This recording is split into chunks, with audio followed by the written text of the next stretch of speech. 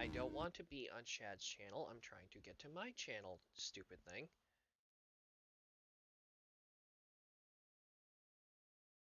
Let's see. Are you working? Yes.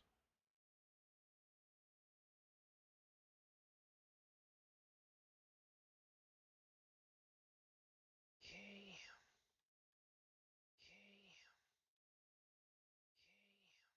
And I can hear myself over my own fucking stream. That's not good. Okay, so...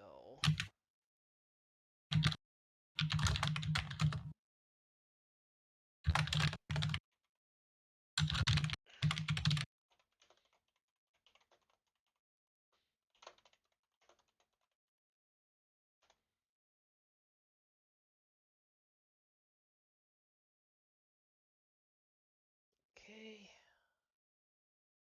It's one.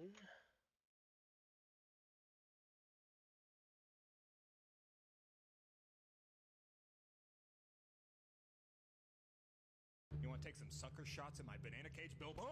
What the hell? Bilbo? Huh? What the hell? Oh, 2-month Twitch sub anniversary for Storm Warden. My notification came up.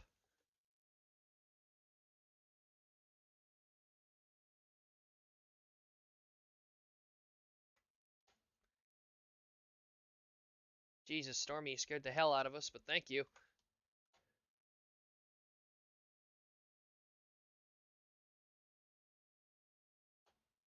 Okay.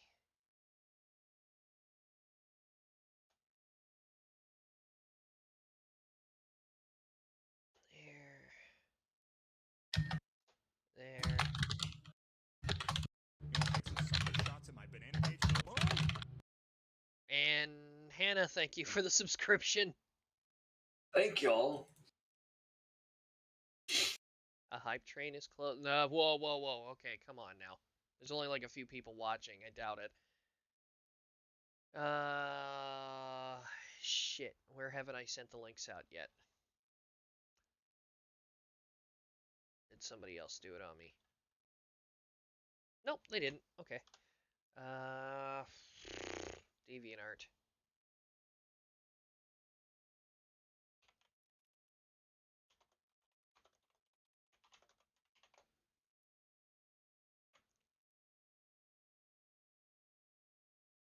There we go.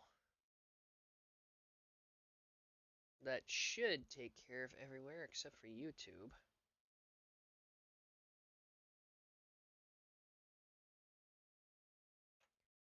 And bada bing. I would love to, but I don't know how the hell that works, Stormy. One step at a time, eh?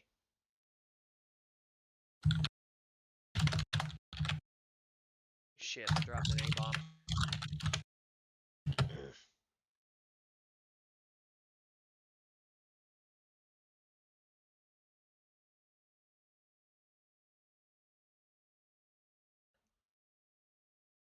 Alrighty.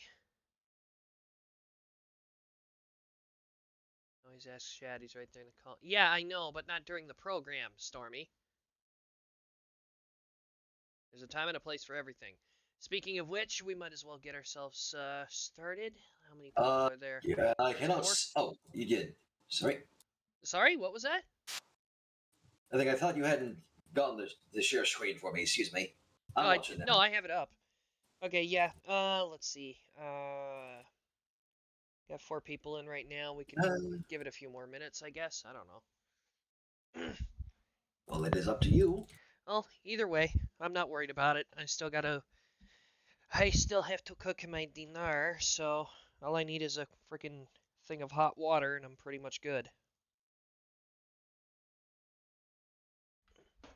That takes care of that.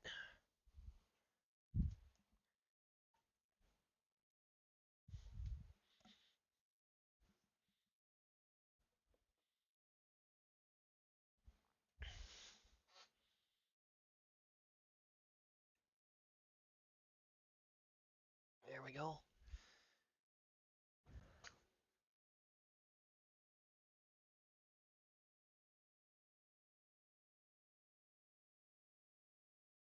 Yeah, if anything, I'm hoping people didn't forget about the XPWL. I really they I doubt it. Either way, let me just go wake up the dipshit since he's been on vacation for like 2 weeks.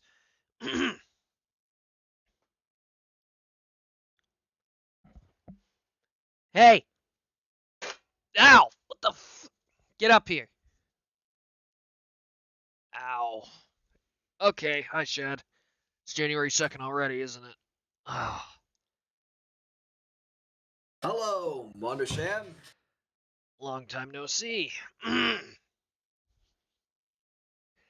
Alrighty, let's see here. Oh, Jesus, we're starting with this first. Alright. Alright. Ladies and gentlemen, it is a brand new year, and it is 2022 beginning. Ladies and gentlemen, that you know what that means. New Year's Bash is officially on the air. Hello, everyone. Tonight, your commentary team, of course, is myself, Mark Wondersham, alongside the Inverted Shadow as we get set for the very first match of the night. And by the looks of it, we're starting off with a bang here. Bit of a steel cage match.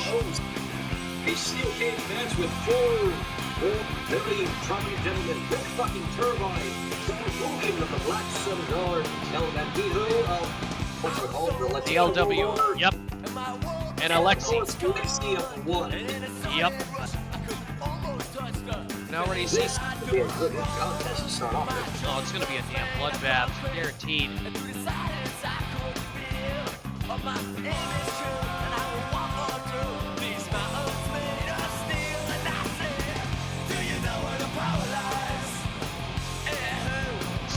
Connected to the Twitch chat of my trusty fun name here. Maybe reconnecting. I'm already here.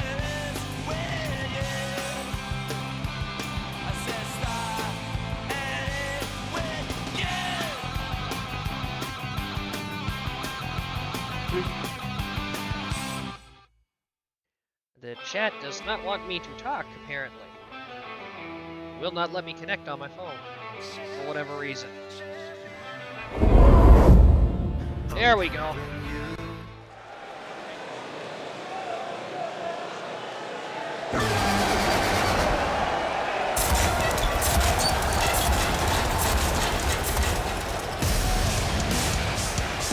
Just to let you know, the set's a little glitched.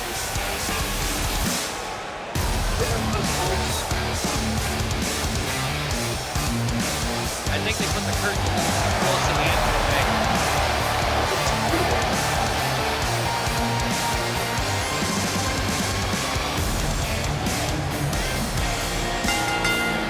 Ladies and gentlemen, this is the opening contest to New Year's Bash, and it is a fatal four-way steel cage match. The only way to win is by escaping the cage. Introducing first, representing the Black Sun Guard, this is Czar Vulcan!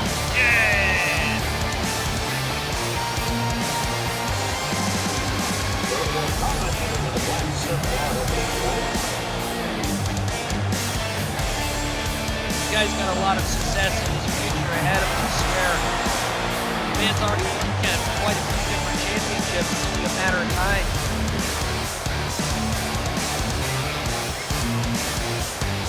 And you gotta wonder with the majority of these guys being in the light heavyweight division if Tyler King will be watching this match.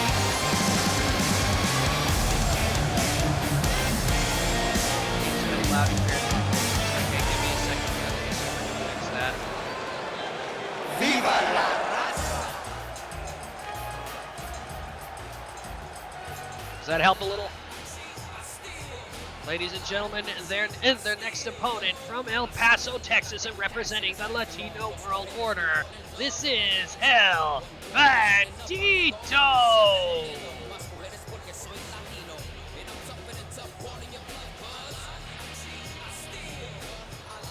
I find it a little funny how literally all four of our combatants in this opening contest are part of their own stable. Pretty much, yeah.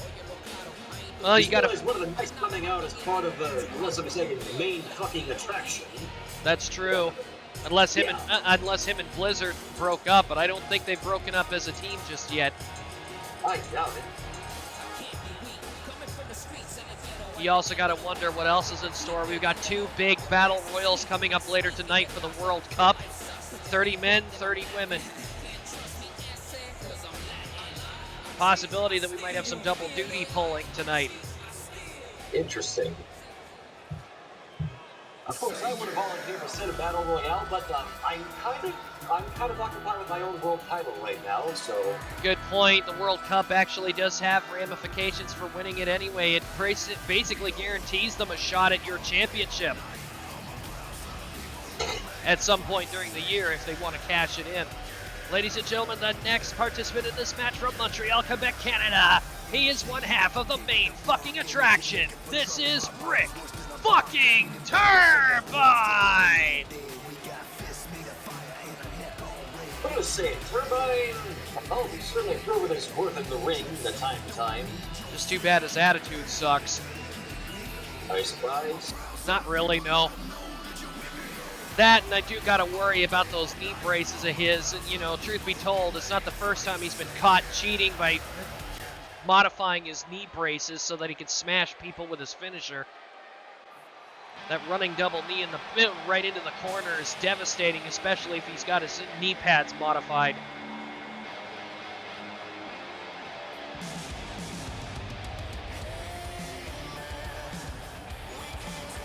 Oh my.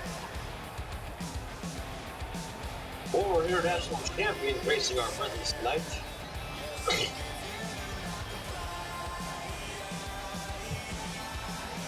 Taking his time coming through the curtain here. This is his stroke coming in. The final participant in this match from the realm of shadows and representing the one.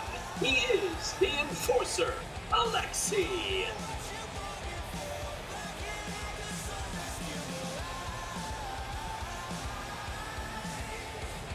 Hi, Ace. You come to say hi to the crowd for New Year's Bash too? Evidently, the Phelan announcer table is getting the action tonight. Hi. Here.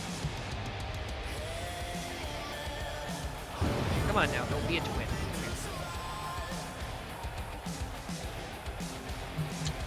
Alexi more than raring to go. This will be his first New Year's Bash. This will be interesting. Actually, I think a lot of people will be experiencing their first New Year's Bash tonight. There's a few people who've been here for a few of them, and like Alexi, there's a lot of them that are brand new to it. And ironically enough, those blue bars seem to have been painted black, Shad. Look at this. I noticed that. We're getting the fancy cage tonight. And oh my God, here we go. Again, the rules are simple. You can't win by pinfall or submission. You have to climb out of the cage or go through the door. But I guarantee you there's no way in hell anybody's going to try for the door with that many people in the ring. Like not. Alexi taken down by El Bandito, but then trampled on by Sarhopen. And oh God, he paid for it. Tried to go back to capitalize, and Alexi almost took his head off.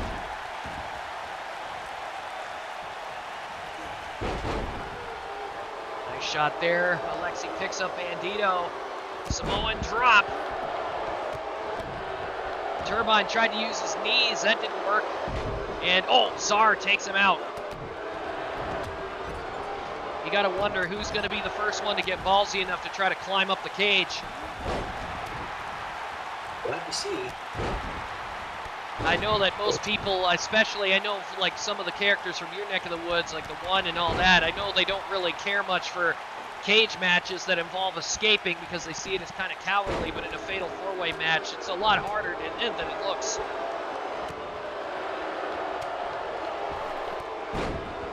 And Czar and Alexi now laying into each other while Bandito and Turbine start getting acquainted. Shot in the corner. Uh-oh, Czar's trying to make a climb for it. And Bandito goes for the legs immediately and yanks him back down. And oh, look at this. Bandito's calling for the door. On top of that, look at this. Everybody's making a break for me. Whoa, Goomba stomp. Got Alexi with the Goomba stomp, and now he's going to try. Now he's trying to get out of here. Star Vulcan right behind him. Caught him from behind. One good shot. And he's going to fall. Oh, never mind. Turbine's going to try again. And Czar right there again to stop him. Meanwhile, Alexi and Bandito, they're not even paying attention to what's going on over there. They're too busy beating the hell out of each other. Uh-oh. Electric chair. Nice move on the Star Vulcan's part. Bandito with a really nice drop kick there, too. He's actually got Alexi on the ropes here a bit.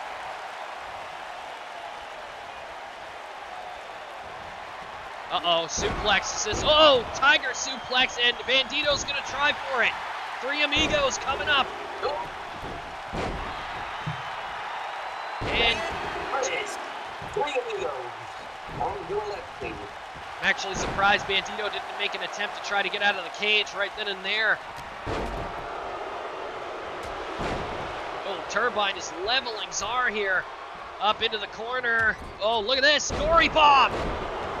And a bulldog out of the corner. And now Bandito's trying to get out of here. Turbine's right after him, though. Ooh, kick to the back of the head. Bandito taking the opportunity. Czar on the other side of the ring. He's going to try. Uh-oh, Bandito's already all the way up there. Alexi going right up.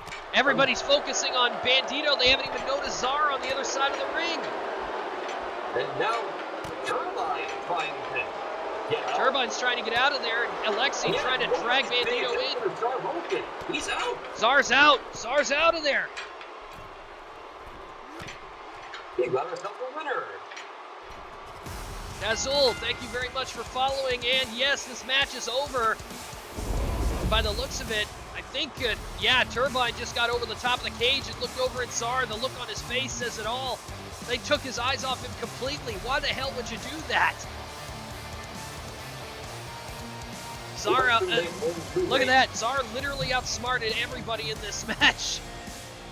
Here is your winner via escaping over the top, Czar Vulcan. What an opener. Bit quick but entertaining. They definitely did not want. They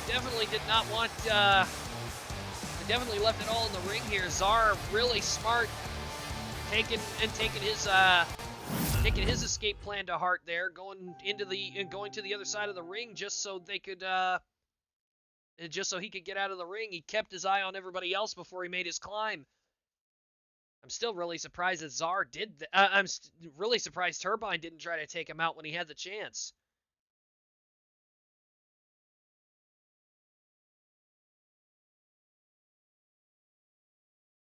Uno momento, por favor.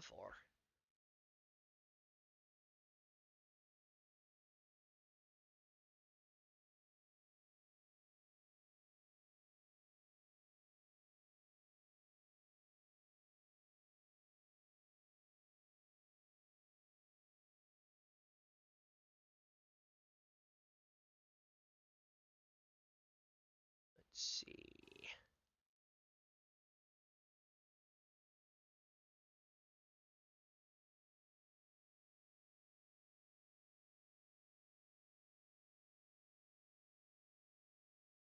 I guess their tag team thing isn't attached here. Oh well. Doesn't matter anyway, ladies and gentlemen. Tornado tag team action coming up next. With, as you guys have watched from December of Desolation, you know that we have brand new XPWL World Tag Team Champions.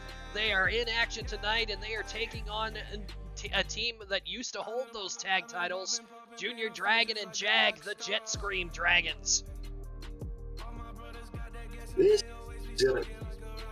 I really need to personally thank these disciples, since they are simply responsible for getting one of the more hated factions out of the XPWL.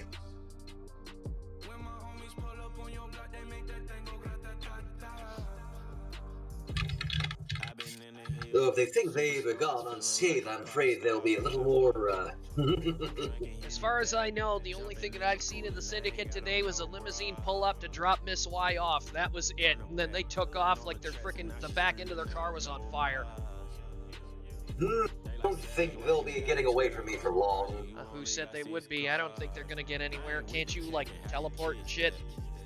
Well, of course I can. I'd like to get through the show first, though, because I know why he's in action tonight, but, Oh, we already know. Win, lose, or draw. She's already done. I'll be paying the Syndicate a visit after this. You needn't worry about that. Anyways, that's neither here nor there. Let's get back to the show, Mardersham. Yep. Here we go. I would like to introduce these two if you don't mind. Alright. Ladies and gentlemen, the following tag team contest is scheduled for one fall. Currently on their way to the ring.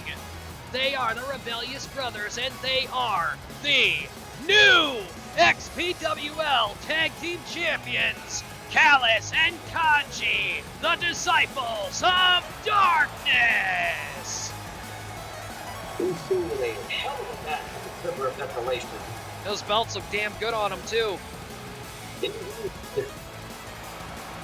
I got a good feeling about these guys.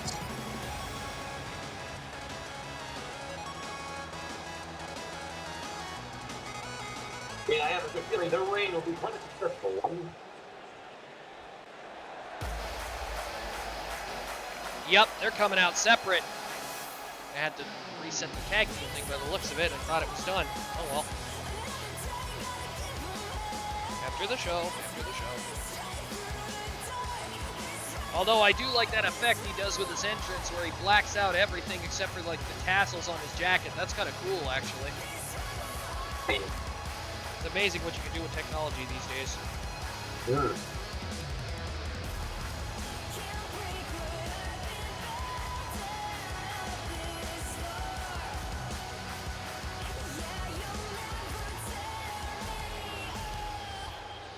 Their opponents first from Winnipeg, Manitoba, Canada. He is the Ultimo Hatchling and one half of the Jetstream Dragons. This is Junior Dragon!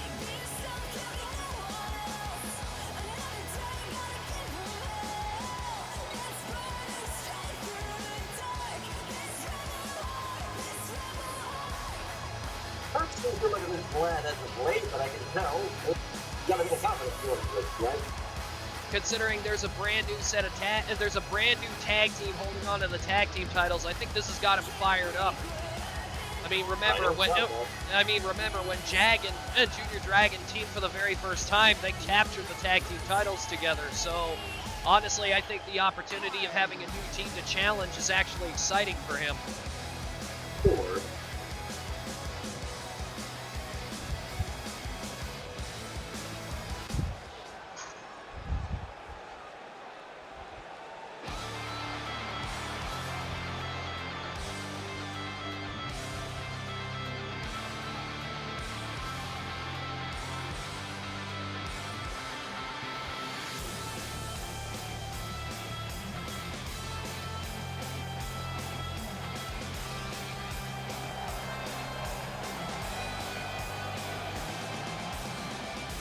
Junior Dragon's tag team partner from the Danger Zone. This is the Extreme High Flyer, Jag!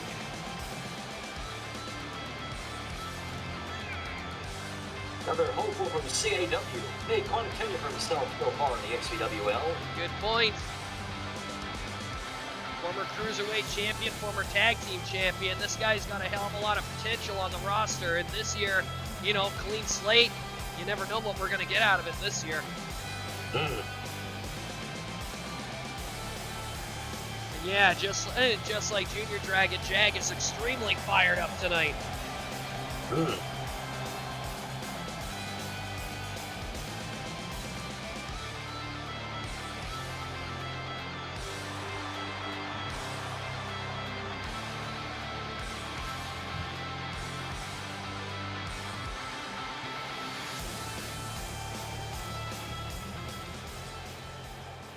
we go. Yeah, both teams look pretty much ready to roll here. Bell rings and here we go. Whoa! Kanji immediately run over by Jag. It's Callis That- blocks up with Junior Dragon. Callis is actually the one that's wearing the black top thing over his shoulders. God. It's he did okay. those super cutes. Don't worry about it. Callis, nice counter there, went for a fist. Jag a little bit too quick. These two, honestly think these two teams are going to be evenly matched speed-wise. Oh. Right. And oh, Callis tried to go for an enziguri, but he missed. Jag ducking. Took a charge at each other. There's a wheel kick.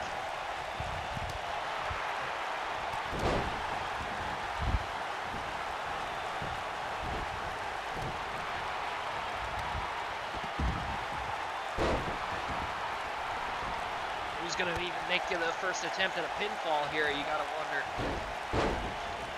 Can guess. I don't want to guess myself, though. Kanji and Junior Dragon taking this out to the floor now. Meanwhile, Callis and Jag are still in the ring. And into the corner. Where the hell are Junior Dragon and Kanji going? Good question. Oh my god! Brainbuster on the concrete! Ouch. Meanwhile, ooh! Callis with a ripcord knee strike. Only getting a 1 though. Junior Dragon sends Callis over the top rope, and look at that! Over the top, straight to the floor. She kicked up and got right back in the ring. Starting to think Callis is starting to run on overdrive here. Oh, the hell? Dancing into an axe handle smash. Hello. And he's going to do it again. Oh. Callis, you crazy bastard. It's always a pleasure watching you. Kanji with the... Oh, what a shot to the head. Trying for a cross arm breaker there, and Junior Dragon able to break it up. And oh, Kanji taking both of them out at the same time. And uh-oh. Callis has got that look in his eye. Suplex. Off the ropes, here comes sucker punch. Ooh. And not going for the cover. A little surprised at that myself. Meanwhile, Kanji with a camel clutch on Junior Dragon. What the hell? Nope, no luck there. Callis waiting for Jag to come to here. Kanji with a nice slap to Junior Dragon.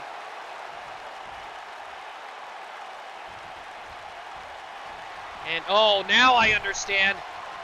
Callis grabbing Jag by the head. DDT. Kanji hanging Junior Dragon out to dry. Jag is bleeding. What the hell is Kanji thinking? Oh, hard fist. And oh, choke bomb! Trying to hold it for the cover. 1, 2. Junior Dragon managing to kick out. Callis needing a breather on the floor here.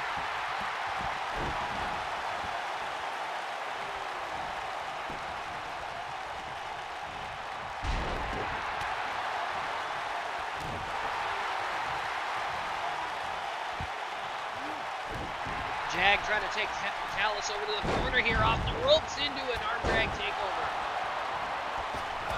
Now Junior Dragon trying to fire himself up here. Kanji chucks him over the top.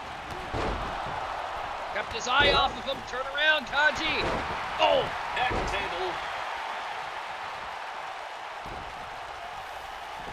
The Disciples are running into a set of problems all their own here. Oh! Referee just got taken out. Lion Salt! Well, we can't cover it because there's no referee to count. Yep. Oh, roll up. No referee to count it. Even then, Kanji broke it up. Callis sent into the corner. Jag measuring him. And I think I know what he's going to try to do here. He's going to take... If he takes Callis into the danger zone, this might be it. That's exactly what he's thinking. Jag up. That's defying... Danger zone! Danger zone! Kanji won't be able to help if he's stuck with, stuck with Junior Dragon. Jag going to the top rope here. He might end it right here. Shooting star. Shooting star. I was on the question why he wasn't going for the cover earlier, but there it is. There's your best answer. Oh, 1, 2. Kanji didn't even bother. Kanji didn't bother trying to help Callis. Callis was okay. And Callis, counters the power bomb into an alley-oop. Going for a cover here. 1, 2. Oh, no luck there. Back and forth. These two teams have been going. Oh, nice. Elbow smash. Another one. And sort of glitching out a little bit there. Spine buster. And Jag running over to the corner. Here comes Callis with a knee smash. And this time, Junior Dragon wasting time on the top rope, making taunts. And not only did Callis catch him, he took him right off the ropes. Here we go. Sucker punch. Hits it. Jag is right there, though, so I can imagine the only reason why he's not making the count or trying to make the pin is because he knows that.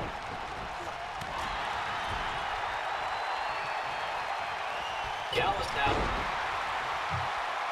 Callis is Junior Dragon out. What the hell is he thinking? Oh, baseball slide. And while Kanji and Jag still having at it.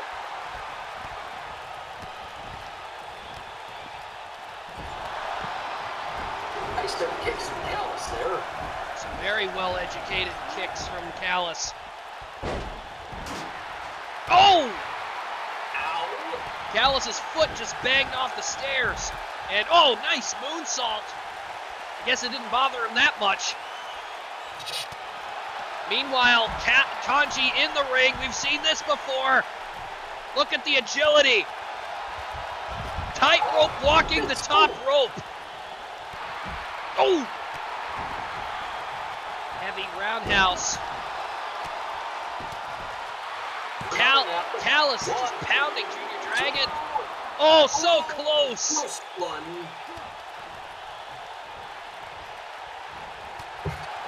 Kanji really caught Jag not looking, and Junior Dragon and Callis are literally right beside Shad here. Easy now. Taking him back toward the ring, and Callis hits the stairs. And Kanji trying to take Jag around the ringside area here. I don't know what the hell they're trying to do. And Callis ramming Junior Dragon into the barricade, getting a good few shots in on him. Easy on the table now. Yeah, guys, be a little careful considering how close all four of you are. Junior Dragon picks up Callis and drops him on the apron.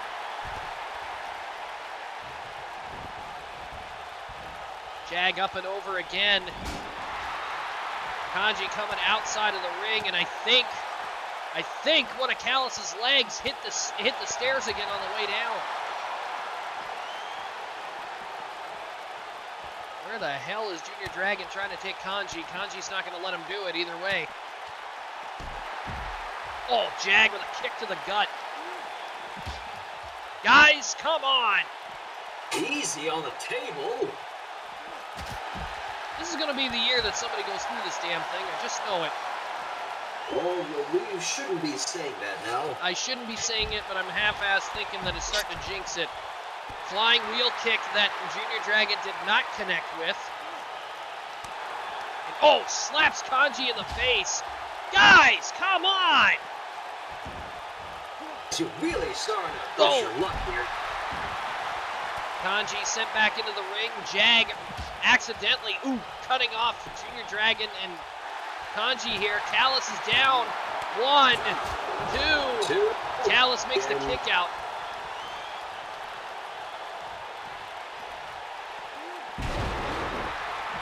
Oh, wow. Callis with a leg sweep from Callis. Beautiful Russian leg sweep. Perfect balance, landing on his feet, too.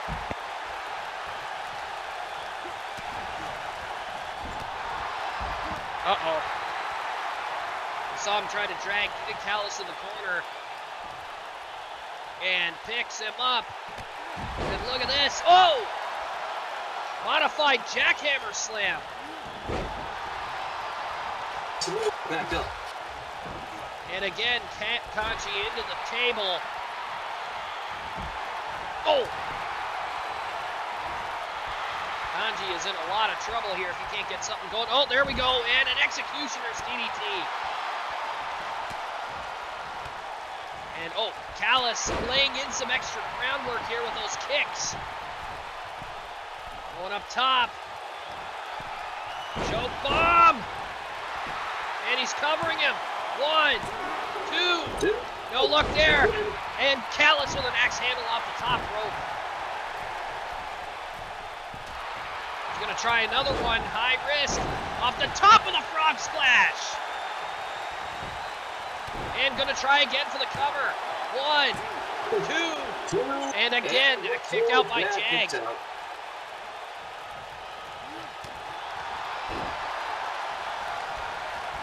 Gotta say, give it up for all four of these men. They've been really leading into a very entertaining match here. These guys have been back and forth all over this match. And again, Kanji and Callis on the top.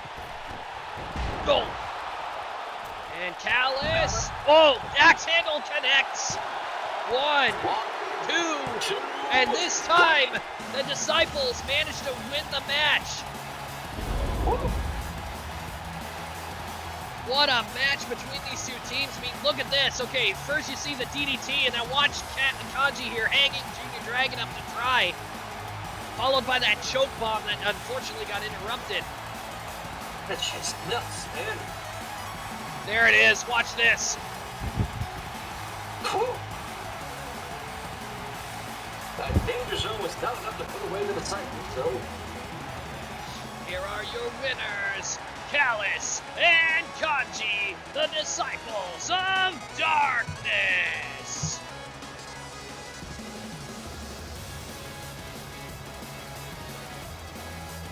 Good year for these two, I think.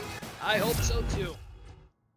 This is a really good match between these two teams. That was pretty damn amazing. Oh, yeah.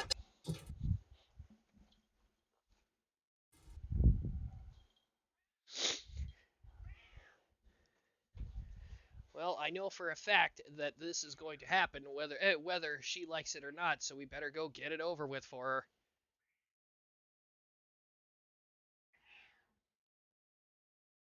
What is your problem, fat boy?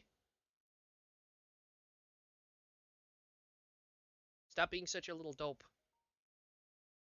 Why are people trying to message me? Alrighty.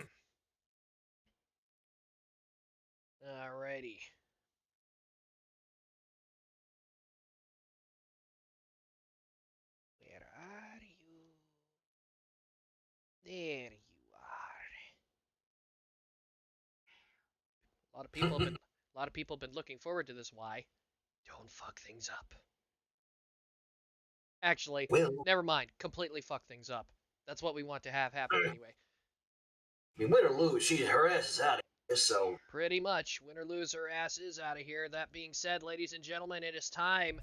The last contractual obligation of the syndicate tonight, Miss Y takes on, of all people, a commentator that's joined us a few times in the past. Tracy, she is getting in the ring with Miss Y.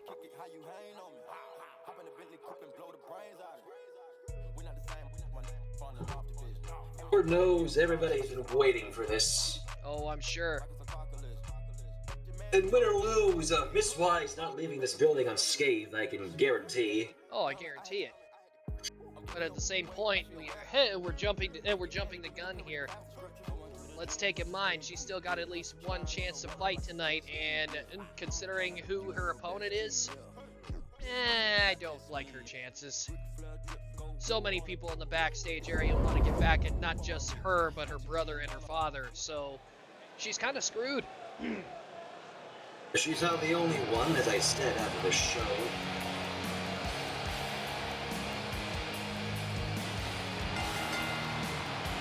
Ladies and gentlemen, the following contest is a quote-unquote retirement match scheduled for one fall. Currently on her way to the ring from Wood Oak City, she is representing the Syndicate. This is Miss Y. Retirement match. That's a laugh. Well, they had to make it look good for. They had to make it look good for the tabloids. Y looks absolutely incensed. She does not want to be out here. She's not. She doesn't look intimidated. She looks upset. And to be fair, I don't blame her, knowing what fate awaits her and her family.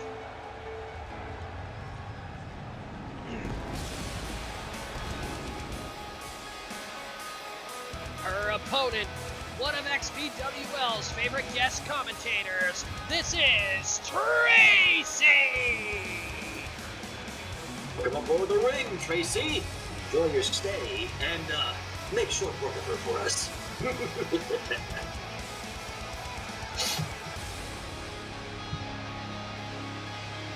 For all we know, if Tracy does good in this match, she might actually want to compete later tonight in the World Cup Battle Royal.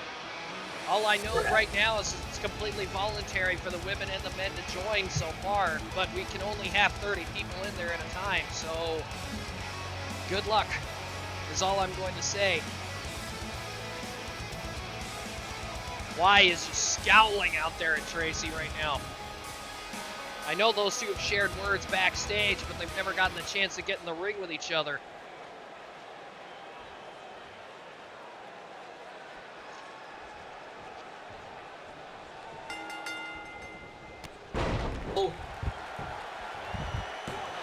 And Y with an immediate one count on Tracy. She's desperate. She's trying to get a quick win in so she can get the hell out of here before you guys can do anything to her, no doubt. As if she's going to get away. She could try. I'm not saying she would, but she could try.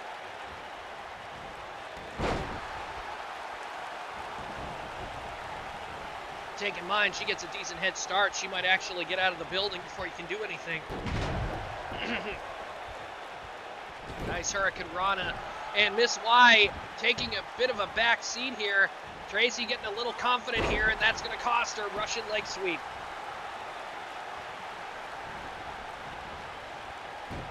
Y, oh, another counter with a Hurricane Rana trying to catch Tracy rushing in. And Tracy, holy shit! Pop-up Hurricane Rana out of nowhere. Nice show of acrobatics. That's going to throw Y completely off her course. She didn't expect that. Rolling neck snap, and again, I didn't really either. But, you know, truth be told, we've only known Tracy out here as a commentator and usually an advocate for Gwen, Vig, and Hex, but she's doing really damn good for herself out here. Yes, she is. I'm really impressed for somebody who hasn't gotten in the ring yet. She's doing pretty well. Maybe she has experience elsewhere. Who knows? Well, maybe. Nothing that says she don't know how to fight. Oh!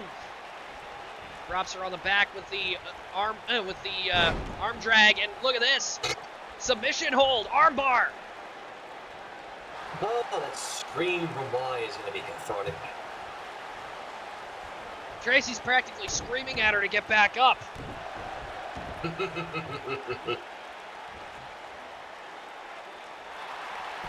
I'm sure it's not bloody likely because there's a lot of... I'm looking at the chat. I know that it's not very likely that she'll actually make it out of the arena, guys, but at the same point, I'm not saying it isn't a possibility that she won't run. Oh. And Y is still not exactly ready to throw in the towel here, but Tracy is just pounding her right now. Uh-oh. Oh, look at this. Shades of Gwen here. Arm breaker. And thank you very much, management, for allowing this match to be no disqualifications with no rope breaks. Thank you.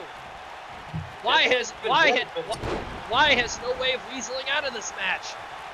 Evidently, even management's wanting her out. Sounds good for her family. Unsurprising.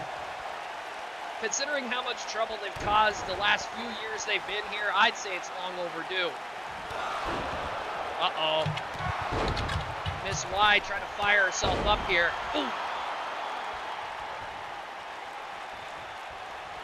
Tracy back to her feet.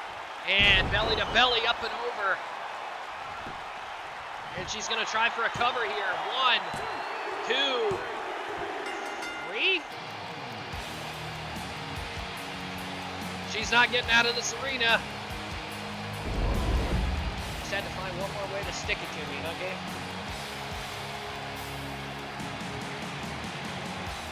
Again, like I said, winner rules. She will not be leaving this.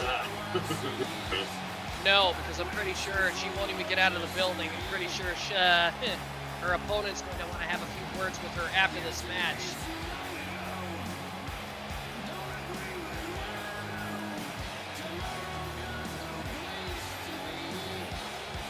So Y managed to make it out of here, escaping with her hide at least one last time. But it's not going to do her any good. Oh no. Here is your winner, Miss Y. By the looks of it, she's... Oh no. She's definitely... Yeah, she's a dead woman. She's not making it out of here. I can't believe she's doing this. Or is this just one... Or is this just one last fuck you to the XPWL audience? That's exactly what it is. I am seeing two walkers glimmering backstage. Mark, that woman's not leaving the building in one piece. Probably explain why she's trying to get out through the friggin' stands instead of actually trying to go out through the entranceway.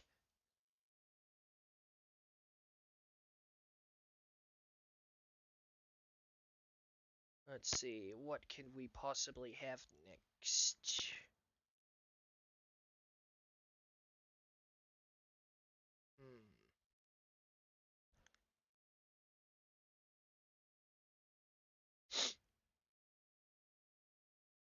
What the hell? Where is it? Is it in here? No, it's not. I have to make it. Okay, never mind. Huh? One of my custom matches is not in this, so I have to set it up that way. No? Just match types. You can create match types for certain things, but... I'm aware of that. Yeah, the one I have created, apparently there's no one-on-one option for it yet, so I'll have to do that myself at some point. Let's see. I know, I remember.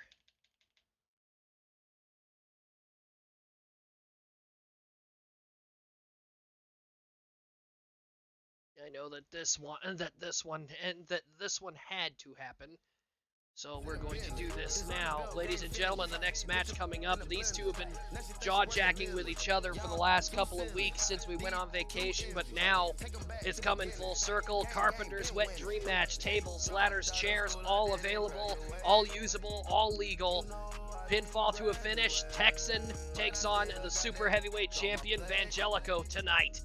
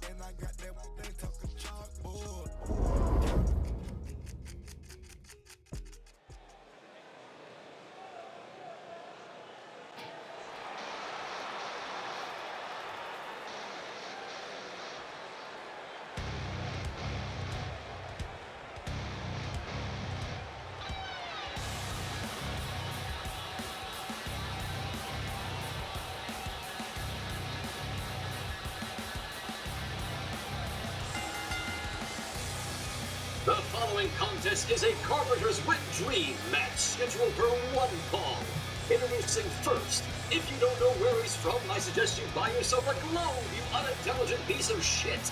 This is the certified scout maid. This is Texan.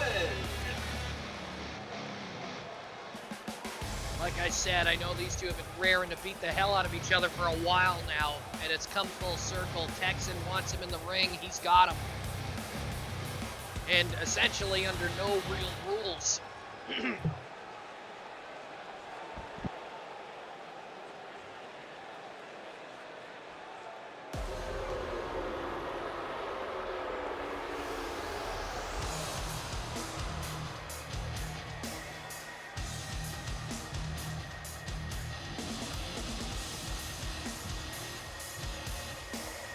Oh, he's coming out here without that manager of his.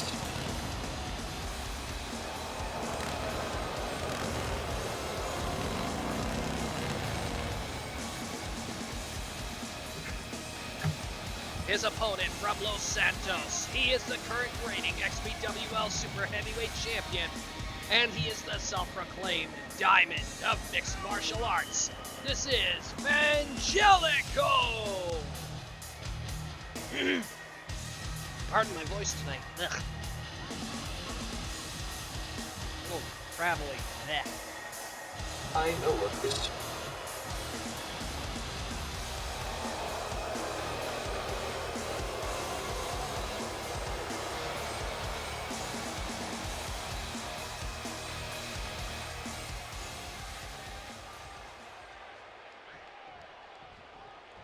This has been a long time coming. And Texan Evangelico. playing smart instead of going at him head on. He expected Evangelico to duck, so he sucker punched him with a clothesline from behind.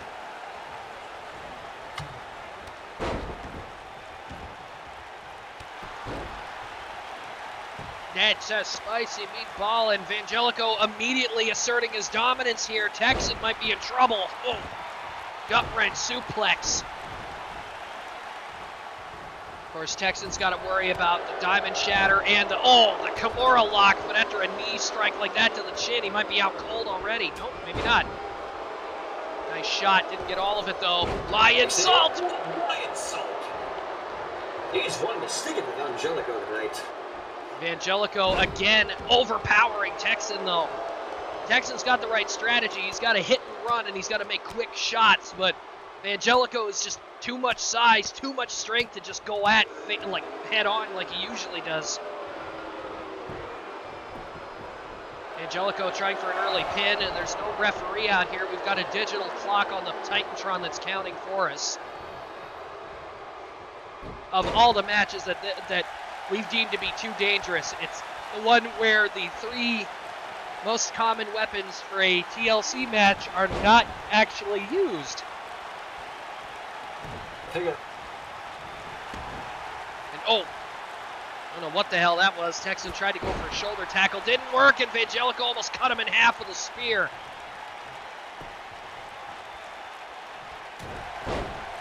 Oh.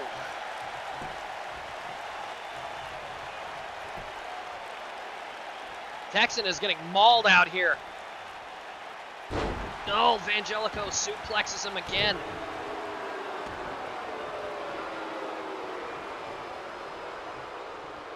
And, nice.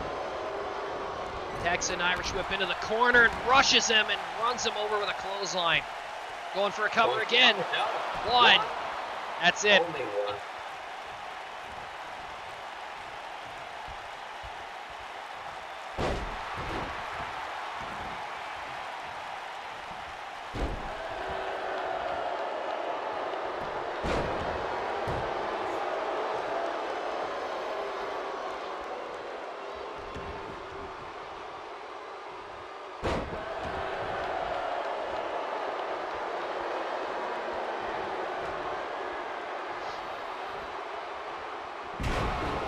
Oh my God, what a choke slam. And again, Evangelico getting on top of him and just pounding the hell out of Texan here. Texan's bleeding. That certainly didn't take long. Evangelico is mauling him. Oh my God. Oh, here we go. Diamond shatter. Diamond shatter. What the hell is he doing? Go for the cover, man. One, two. And only two.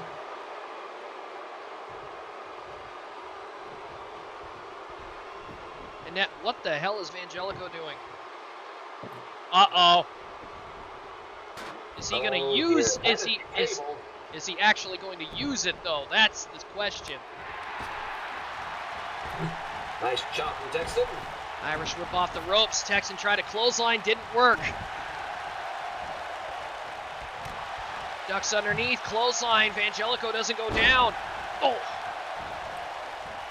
Knee smash and oh! Turning him inside out with a back suplex. Couple hard shots with the point of the elbow right to that wound on Texan's head.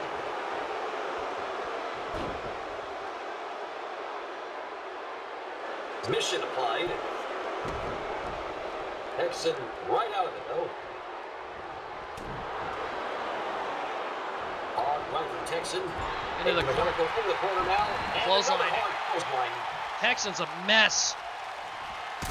Yeah, Oh! Super kick. Super kick. And that ain't all.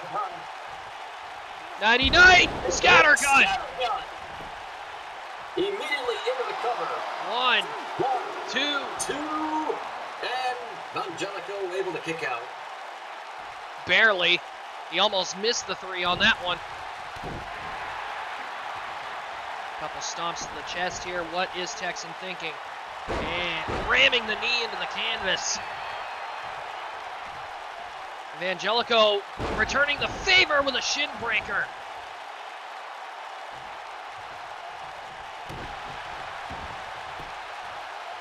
And again, Vangelico picking up Texan like a rag doll and just flinging him around with that gut-wrench suplex.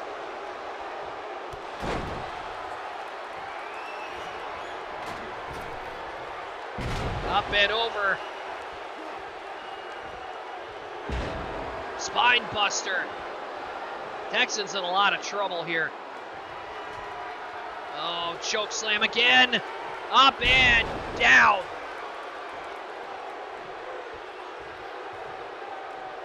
Vangelico hesitating, not sure what to do, and it cost him there. Clothesline from Texan, and Vangelico this time finally goes down.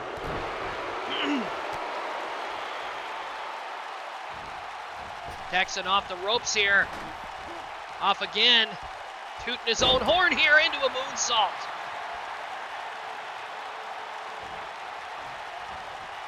Hesitating on Vangelico there, giving him a few seconds to get some air back in his lungs. Uh-oh. Here it comes. Oh, no, maybe not. Texan with a counter. Super kick counter. Russian leg sweep. Vangelico might be decimating Texan, but Texan is not giving it to him. He's making him fight for this.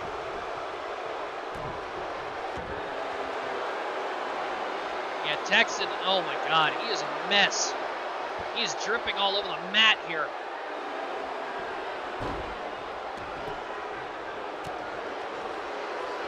Lots of blood already in the early going with Texan here. And Vangelico brought down to the ground. Whoa! Texan got in a hard elbow smash. All it did was piss Vangelico off. 1, 2, and Texan kicks out. Vangelico getting a little exhausted here. I think he's running out of ideas on how to deal with him. Oh God, Kimura lock! If he submits here, it's over. Well, Texan rolled out. Oh God! Texan had a real pickle on his hands there. If he'd held himself in there too long, he probably would have had his arm broken.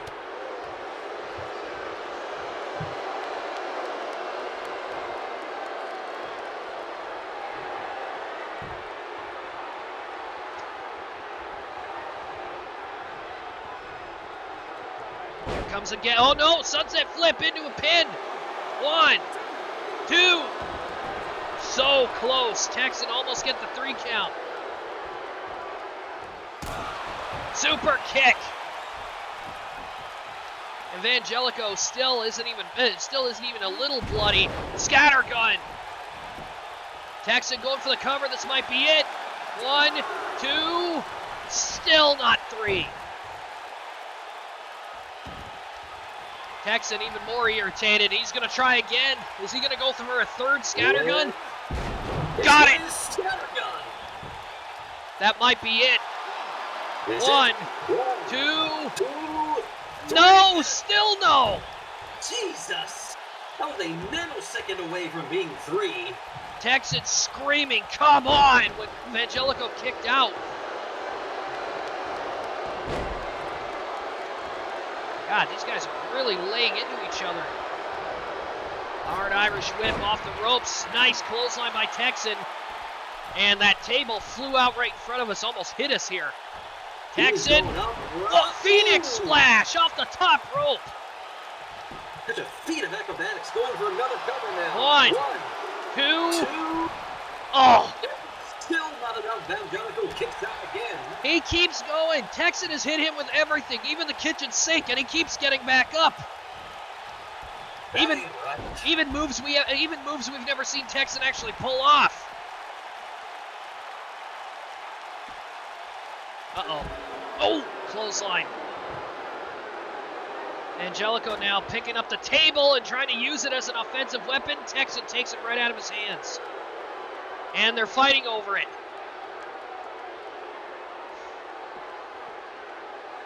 Mixing up the table. Goal!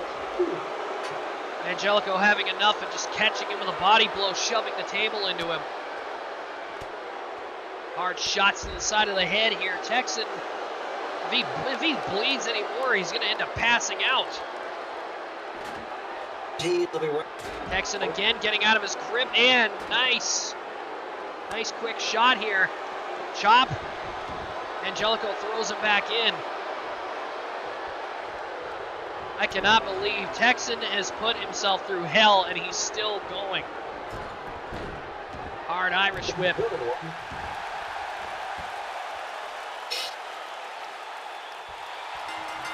Oh, look at that! Anaconda Vice got him the submission! He's submission specialist. What do you know? Well, it's not no surprise that the Anaconda Vice is one of Texan's versatile moves, but he barely ever brings it out. But I guess tonight, he made the exception because he was in desperate time.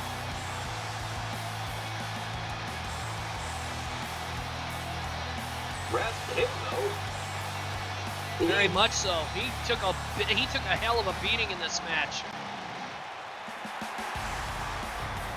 Here is your winner, Texan.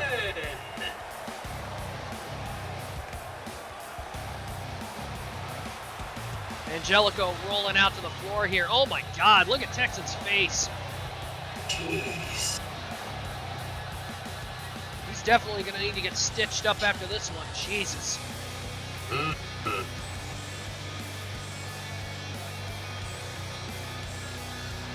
And Kaiser, do not worry about it because we've actually been, we actually are starting a little earlier than we usually do. Like we started at like, what, 5:30? It's only been about an hour. Yeah. You've not missed too much, Alex. Yep, not that much yet.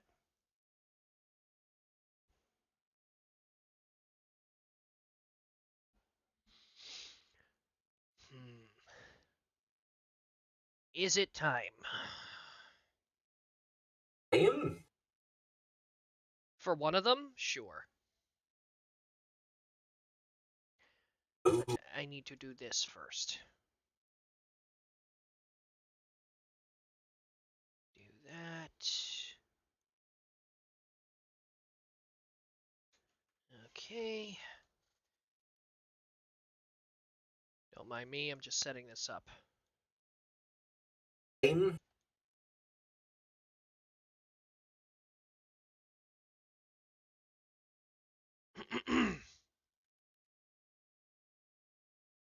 So, we are going to do some randomization here. Oh, wait a minute. Now I know, we can't do that yet because we've got something else we need to do before we can do that. You know which one. Chomping at the bit for this. I know, that's one of the other reasons why we need to get that one done before we can even think about doing the other one.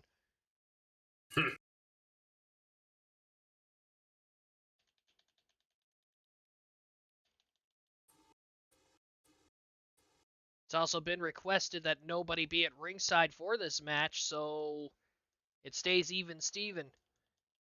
Works for me. Ladies and gentlemen, we're proud to actually announce that tonight's New Year's Bash also includes some new faces being added to the main roster. As you may or may not have known, at December of Desolation, the Guardians of the Realm passed off the Internet Tag Team Championship to the Academic Mayhem, but in doing so, they finalized their deal, and they are finally here. Mimi of the Guardians of the Realm take on Trish of the One tonight. I don't think you quite understand how long coming this has been, Mark. I'm sure I haven't, but if you want to shed some light on it for our fans, feel free. You've got the floor, Shad. The history between these two has been quite... I'm not entirely sure what the word I'm looking for is. It's been heavy, so to speak. These two's history has gone back right from when the Realm of Shadows was conceived. And it's not been exactly a positive history. So this is something that Mimi has been absolutely wanting for so long. But she's finally getting her wish tonight as we return.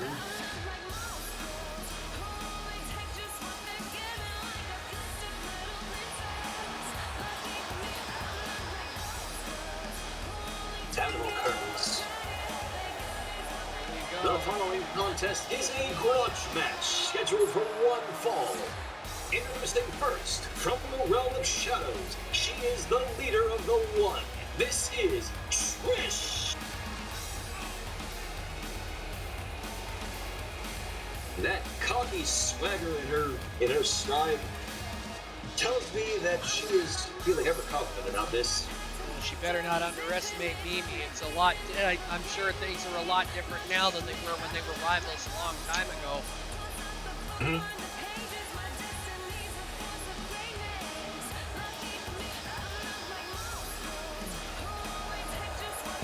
This match was also labeled as no disqualification, so it'll be interesting to see just how far the two are going to go. They could very well tear this place up if we're not careful. Yeah, that's why the anchors are, and that's why the reality anchors are in place. Here we go. Finally making her debut on the main roster.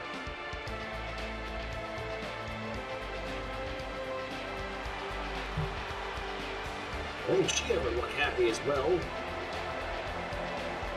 Trish's opponent, also from the Realm of Shadows. She is one half of the Guardians of the Realm. This is the Lightbringer, Mimi! And it looks like she's also gotten herself some proper attire as well.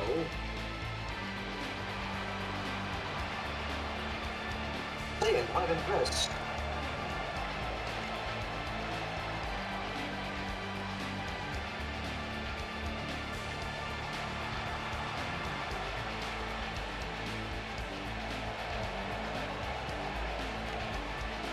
Oh, boy.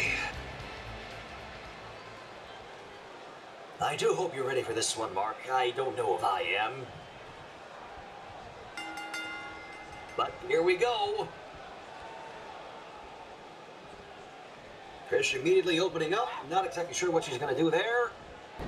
Maybe now snap suplex.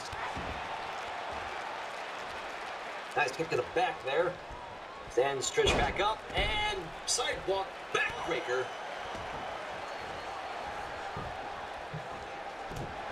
And back up Trish with a nice counter. And oh my god, what the? Oof! Hammerlock suplex. And apparently I seem to be the only one at the commentating table right now. I don't know what that is all about. You shouldn't be. What the hell happened? Oh, there we go. My microphone's shorted out, I think. There you are. I thought I was going to have to do all the work around here. I'm sorry. I was trying to call the action. I had no idea that I was muted. Yeesh. You gotta have it looked at, Mark, I tell you. Yeah, I think I probably should. And what the hell? Trying to deadlift suplex. That didn't work. Meanwhile, Trish right into the corner. Uh-oh. Running leg drop. And she's going for another one.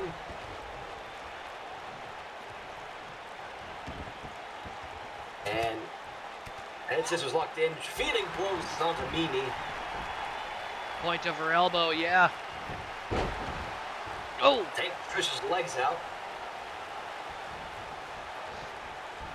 Irish whip into the corner. Mimi rushes in and right into the turnbuckle head first. Snap there into another head scissors. Oh. Ooh, kick to the head. And Mimi takes Trish over the top. Flying. Trish goes flying over the top. And Mimi's thinking about following her. Off the top. Elbow did not connect. Oh, back suplex on the floor. Yeah, they're on the floor now where they could do quite a lot more damage to each other. Trish throwing Mimi back in. I don't think that's what she wants. She wants to beat her clean in the middle of the ring. Stomping on the elbow. And arm breaker. Trying to take. Yeah, I'm starting to think she might be trying to take the calf crusher and everything out of her repertoire. Oh, power bomb. Maybe make it a quick start here. Off the top, elbow drop. Very nice. Trish rolled right into it that time. 1, 2. 2 count, not too bad. Oh my, Mimi now, saving grace. Not bad. And oh, into an arm bar. No rope breaks this time, so Trish is kind of screwed here. Trying to pull herself out, got a few good shots right to Mimi's face. Uh-oh! Capture! Suplex. Mimi was not counting on that. You can see that by the look on her face. She got completely thrown off her game on that one. Trish just letting her recover, though. Irish whip counter. Oh! You can hear that in the cheap seats. Uh-oh! Tornado DDT out of the corner. DDT plants Mimi out of the net. Mimi's in deep trouble here. Uh-oh! Exploder again! Suplex.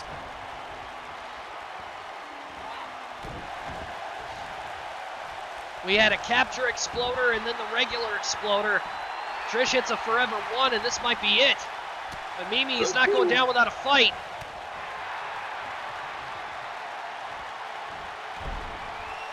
Trying to go for the armbar here. Trish, nice drop to home. Scoop slam didn't work. Go for another suplex. Mimi slipped out of it. Goes up, suplex. Oh, neck breaker. Now for a hot second there, she was swimming over that screwdriver pile driver of hers. I don't know if she has a proper name for it yet, though. Not sure, and here we go. Mimi working. Trips her up. Mimi trying to get herself fired up here. She needs this if she's going to beat Trish. And calf crusher. You can hear Trish screaming from here, but she let go. She breaks, but that sounded like it had to have hurt. Irish whip off the ropes here. Trish wait for her to come back, and the wheel kick does not connect. Trish tried to grab her again. Whoa, what the hell? What happened? Oh, God. What the hell was that look on Trish's face? Oh, no, not again. Oh! Oh, my God. Oh. Topsy-turvy. Mimi got turned inside out here. She's been completely thrown off her game here. Trish, what the hell happened there? She just disappeared and reappeared. 1, 2, and Mimi still kicks out. That look of disbelief on Trish's face, I think she was counting on that to get her the victory. Well, maybe. This is a no disqualification match, so technically Trish wasn't cheating. Oh God, DDT. DDT. And goes Mimi going for a cover now. 1, 2. 2. Trish kicks out. Mimi is damn determined that she is going to win this. Trish tried to catch her off guard, but I think Mimi's starting to get her footing back. Oh my, Irish whip. What the? Oh! Acrobatics! Hurricane Rana. And into a cover. 1, 2. Oh, And again, only a 2 count. how close was that, though? Even the look on Mimi's face, she thought it was over.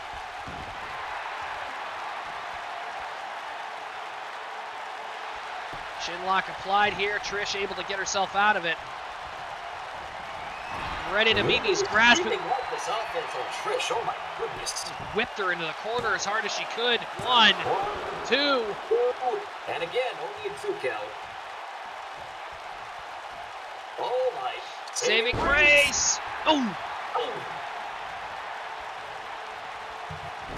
Trish, jawbreaker counter. Uh-oh. There it is. Forever one. Caught Mimi completely by surprise this time. That might be it. 1, 2, 3. It's over. The look on Trish's face, though, she's a lot more surprised than she was, as confident as she was going into this match. I don't think she quite expected Mimi to put up as much of a fight as she did. I take it the last time those two fought, things were a little bit more one-sided. That's a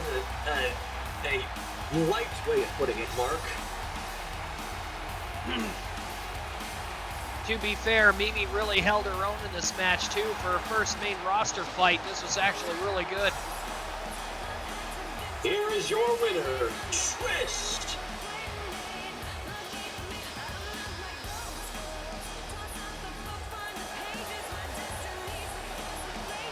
Gracious. Mimi had a hell of a run in this match. She did, like I said, she did really well. But again, Absolutely she did.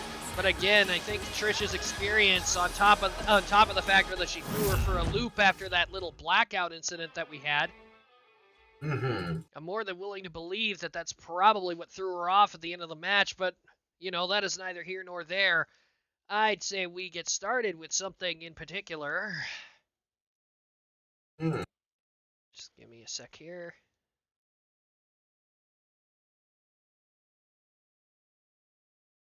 You have to make sure that is an all-female cast. Is it still? Yes, it is. Good.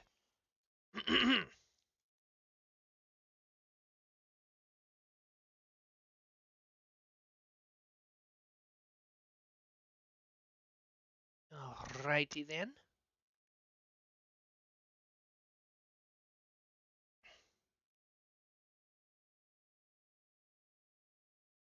Let's see.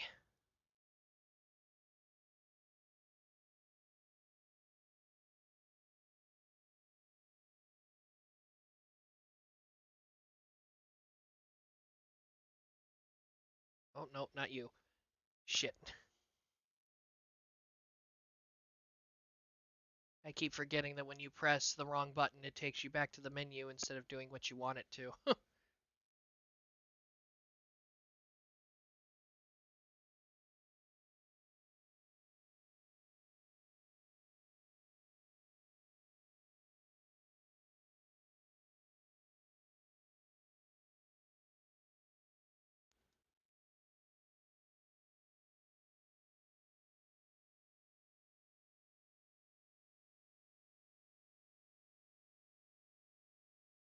Let's see.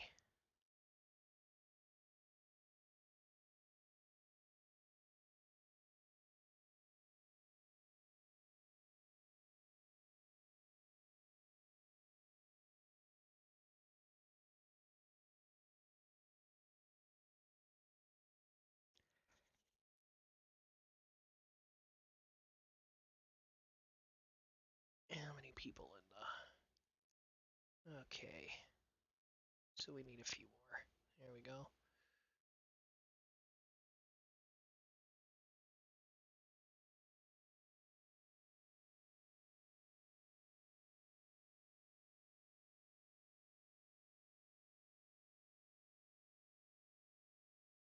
Let's see.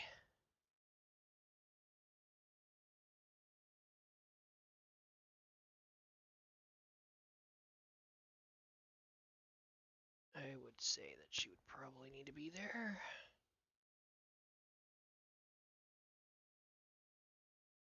There we go.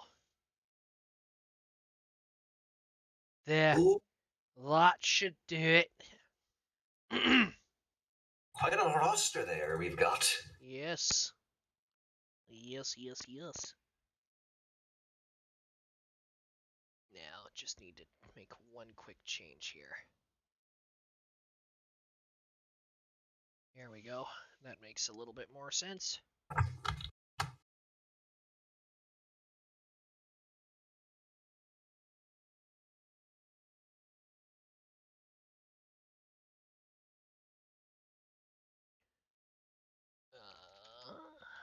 Where are you? Perfect. Ladies and gentlemen, I hope you are all ready. Big time match coming up. The numbers are randomized. We don't know who's entering. The ladies of the XPWL are set to do battle here. The World Cup for the women is on the line in this very next match. We usually call it a certain name. For the women, this time it is the Queen of the Battlefield Battle Royal.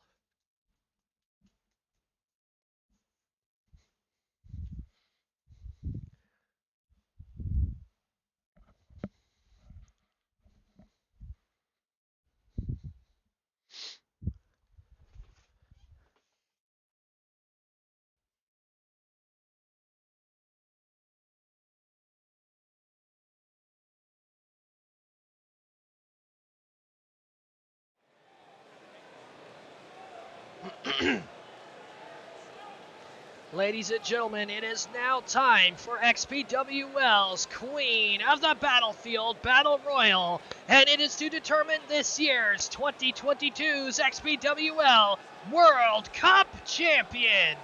The rules will be stated as follows. In a few moments, the individuals who drew number 1 and number 2 will start, and every 60 seconds another superstar will enter the match according to the number that they drew. This will happen until all 30 participants have entered the match. Elimination occurs when you are thrown over the top rope with both feet landing on the floor. The last individual standing will be declared the World Cup winner. And we are starting off with the individual who drew number 1 is Magic Mare. Oh my god. Rachidile is probably backstage, probably kicking a few anvil cases over that she got this raw deal. Number 1, not exactly the best number to start from for a 30-person battle royal. Magic Mare is probably going to have her work cut out for her tonight. Introducing the participants who drew number 1. From Equestria and representing the subjects, this is the great and magnificent and very unlucky Magic Mare!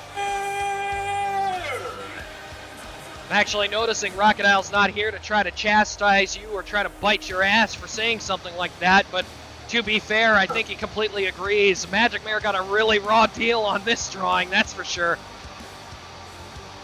She could still hold her own.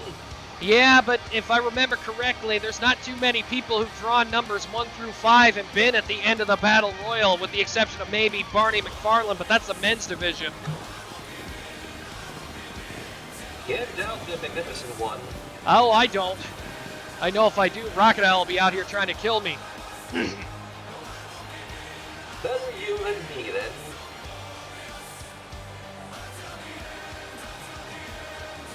It's also very hard to figure out who's going to hold the record in this match. We have no idea who holds the records for the longest time in the match or who has made the most eliminations. We'll be setting records tonight, boy, I know that for sure.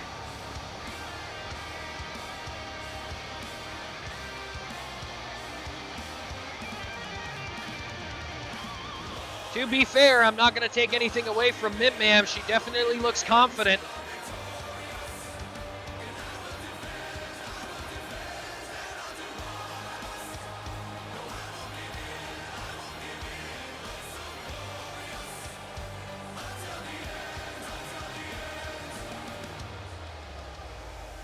Of course, she still has to make this entrance as long and as drawn out as possible. She drew number 1. She's allowed to do it. Let her have her moment. To be honest with you, we don't know how long she's going to be out here.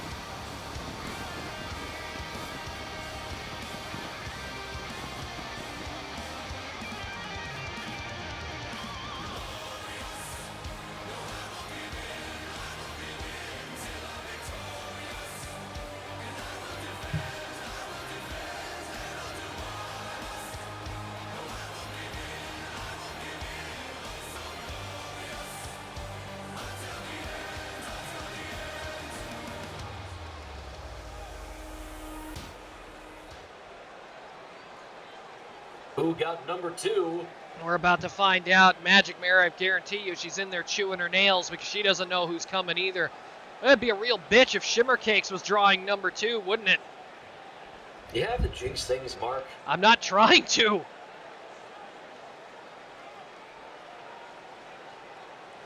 We've seen stranger things happen, you know that. Oh, I don't doubt it. Now let's I'm play. only saying. Oh, I know. Let's see. Who drew number 2? You're kidding me. Oh, no. Mark, you have to open your big fucking mouth. Did I jinx it? What the heck? Yes, I did. Oh my god. We are actually seeing this tonight. Remind me to tell Final Man I'll smack you with a frying pan after this show. Ladies and gentlemen, the individual who drew number 2. She is from Equestria and also represents the subjects. This is the self-proclaimed demi-goddess of the freaks, Pain Set Shimmer Cakes. The subjects are going to war. I can't believe we're actually doing this. You see Rachidile over there at the curtain? Look at him. Yes. He's losing his shit out there. Hey, Racky! If you want somebody to eat, there's this guy right behind me if you want to take him. I'm gonna remember that. You're off my Christmas card list, Shad. You ruined it. You ruined it. This is friggin' crazy. We're I can't- literally getting the subjects exploding tonight. I can't remember the last time we ever had a bombshell like this. Magic Mare and Shimmer Cakes are starting the Queen of the Battlefield Battle Royal. These two would normally be teaming up in this kind of a match, but no, they're starting it against each other. Here we go. And Shimmer Cake's not wasting any time with a DDT. Magic Mare not holding out either. Go Nice up. Hurricane Runner counter. You gotta wonder just how aggressive these two are gonna get to each other. Remember, every 60 seconds another person comes in, so they might be fighting now, but what's gonna happen when number 3 gets out there? We'll have to hold out and see what happens. Well, if they don't take each other out of it. Oh! And 10 helpings of the turnbuckle for Shimmer Cakes. I mean, it's not like we haven't seen these two face each other before. Remember, a couple of years ago, these two faced off for the women's title together. But now it's a little different. Oh, nice fireman's carry. Here we go. Here we go. 8, Number 7, 3 coming out. 5, 4, 3, 2, 1. Who's gonna be? Oh my goodness. And yet another one who's known for brutality. Carrier of the Bloody Symphony, the lovely lass. I mean, professional lass that she is. And she is helping, well, she was helping Shimmer. Shimmer backed off, telling Period to bring it on. Magic Mirror is going out and getting out of the way here. Holding on, trying to hang on to the ropes there, trying to get a breather while Shimmer Cakes and Period work on each other. Uh-oh. Whoa! Exploder suplex. Exploder suplex.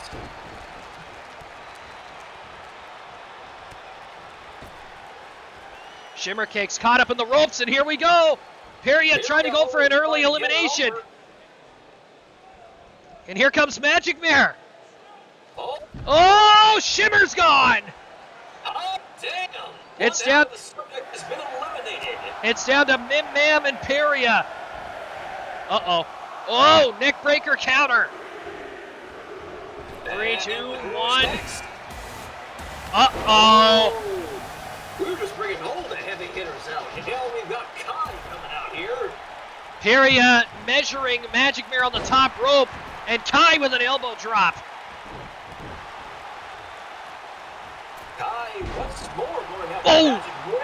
Oof. Peria not able to connect. I don't know. I still can't believe what we're witnessing here. Oh, flatliner by Magic Mare.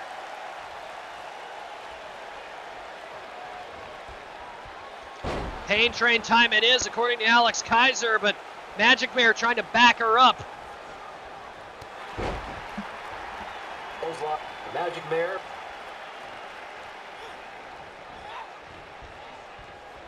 Oh, Kai went over the top here. And, oh, Peria tried to eliminate her, but Kai got her feet up.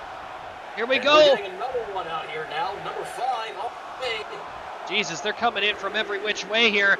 Magic Mare in the ropes here. Peria running start, and Magic Mare. Oh my. Wow. Some of our main event ladies are coming out first. It's paper cut for women's champion. And went right after. Uh-oh, here we go again. Oh, not able to hold on to Magic Mare for long there.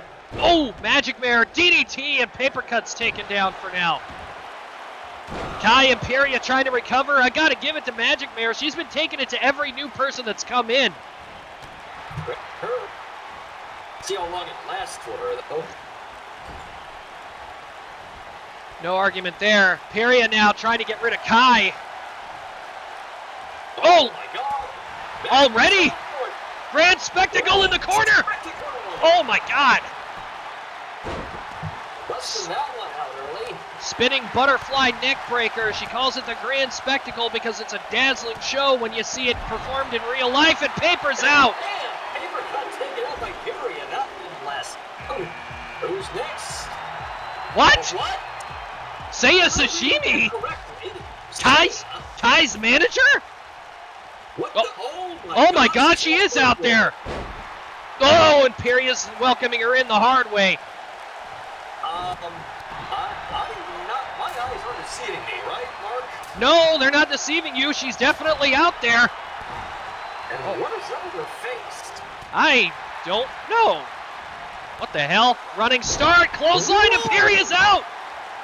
Jesus, her first match in the XPWL, she's already oh, and her mentor just German suplexed her.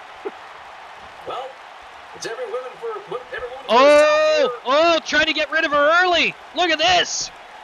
She doesn't want to fight with Seiya. Seiya trying to keep herself in here. I still can't believe what we're seeing here. The manager turned competitor now. I do remember hearing that Seiya actually asked Kai to help train her. Oh. Magic Mare, suplex attempt. Uh-oh, look. Someone's pulling double duty. Oh, my God. You do realize Magic Mare's at a big disadvantage here. Two members of the one and one of their managers out here now. Uh-oh, Kai throwing Seiya into the corner. And Kai is getting rid of her early. Seiya over the top into the floor. Ooh. And Magic Mare, I think, is going with her. Damn. Oh, boy. You know what this means, though, right? Oh, yeah. The one is about to go to war with itself. Northern Lights. Well, to be fair, Seiya got in there and did exactly what she said she was going to do. She got out there, made a first impression, eliminating Peria with almost relative ease. I'm sorry, if I didn't know better, I'd say Trish doesn't look like she's 100% there. Well, I wouldn't say that either. Even if she did win that match with Mimi, there's definitely... She's not at 100%. She had a match like, 2 matches ago? Well, look at that look on her face. It looks like something spooked her, is what I'm talking about. Anyways. Oh my. The Flying Puma. Flying Puma coming out here now. Meanwhile, Kai. Trying to dump her leader over the top. And go right out with her. Well, it is a good advantage to try to get Trish out, and Trish is over. Bodies are just flying everywhere tonight.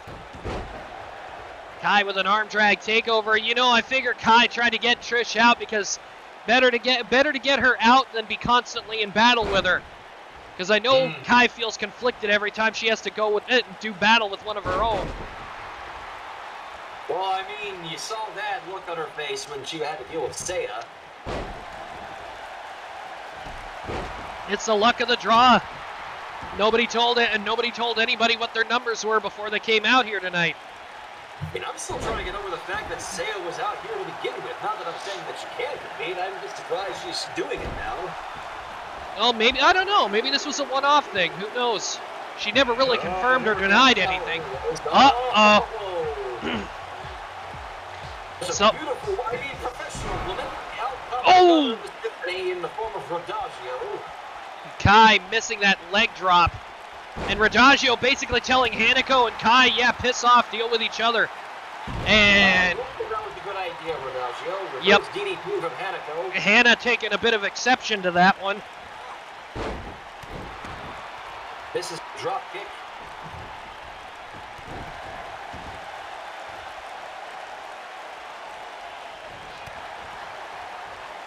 Kai now trying to walk on with Radagio. Kai locking in a suplex here, snap suplex, and Radagio now on her back. We have never been able to have more than 4 people in the ring at a time in this entire battle royal. Uh-oh! Oh! Double side effect. In comes our next combatant. Will she make it in before? Will she make it in before an elimination happens? Oh, up and down. Uh-oh!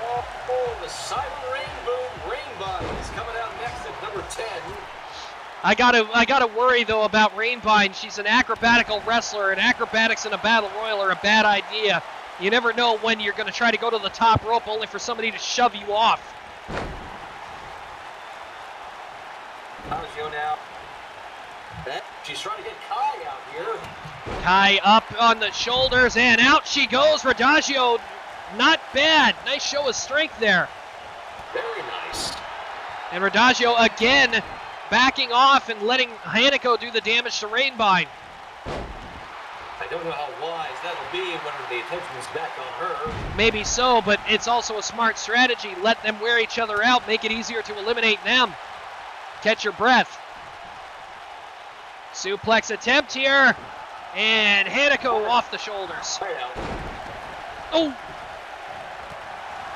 Time to find out who's number 11. Who is it? Oh no! This one coming in as an odds-on favorite just because of the sheer size of her. And oh, look at this! Rainbine stealing something from Radagio's sister's book. That's gonna piss her off for sure. And Stirring the barrel concludes. Rainbine hasn't even taken notice of Chaos is in the. Oh no, she's going after Daji first. Picks her up. And oh no, Daji, nice counter. Rainbine now trying to get Hanako out. Hanako holding on for dear life. She's on the apron. She's almost out. And oh, ooh, nice neck breaker by Radagio. You would think the other 3 would think by now the best strategy would be to try to get Chaos out first.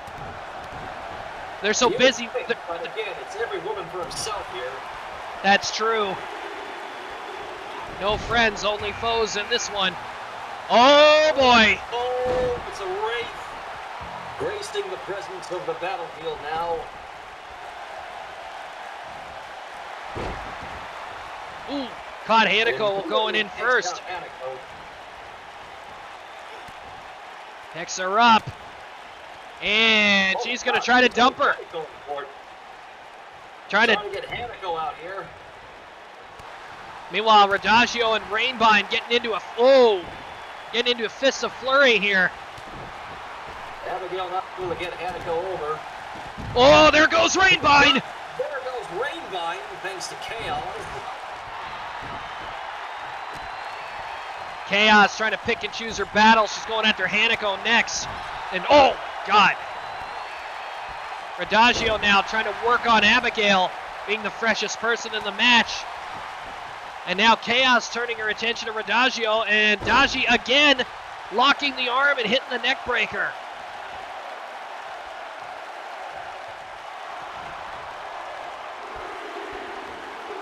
Two, one. Oh, we've got the mayhem. Whoa, what a hit. It's our Dark Reality Warping Angel Midnight Sparkle. Oh, Daji tried to get an attack there. Midnight stopped her dead. Picks her up. And she's going to try to dump Radagio over the top. Trying to pull Radagio out. Oh! Chaos setting Hanako up for a uh-oh! That's going to do it! Oh, Daji holding on for dear life here! Oh, she got out of it. Shot back. Radagio's somehow still in this. I'm actually kind of surprised. I thought with the strength advantage with Chaos being there, that would have been it. But Daji persevering and fighting her way back out. Whoa. But still Chaos, way too much strength.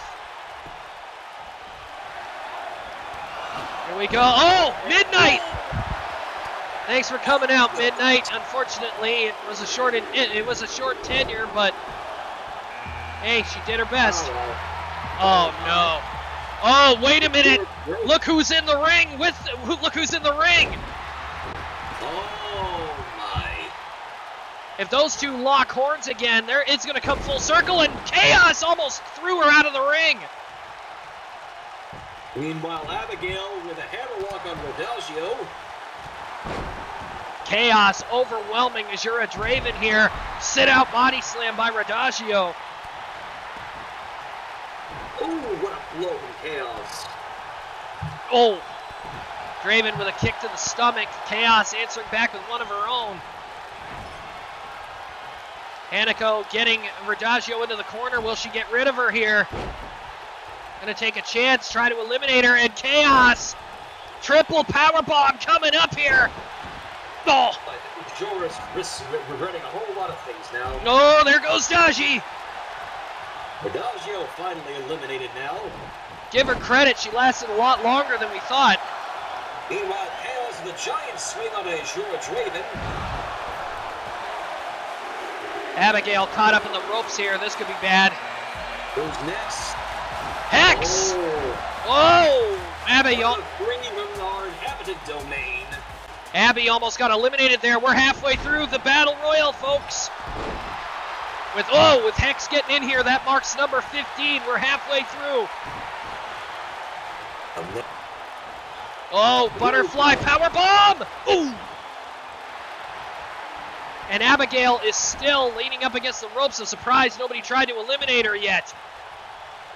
Seems Hanako's a little tied up with Hex at the moment.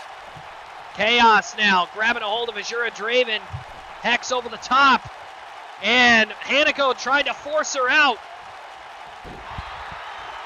Not able to do it though. Hex getting under the bottom rope. Whoa. Able to get Abby out yet. And the fisticuffs are coming from everywhere here. And Abby and look at this. Abby and Chaos fighting in the corner. Giving Abby full credit here. She is taking the fight to Chaos. Look at this! He's actually trying to get Chaos over the top rope. Meanwhile, we've got another one coming out who is a gremlin. It's belligerent. Slipped in right underneath Azura Draven. Hex is up on the shoulders of Azura Draven. This could be it for her if she doesn't pull something fast. Belligerent turning her attention to Sister Abigail. Chaos, look at that intense stare looking at Hanako here. The punch there.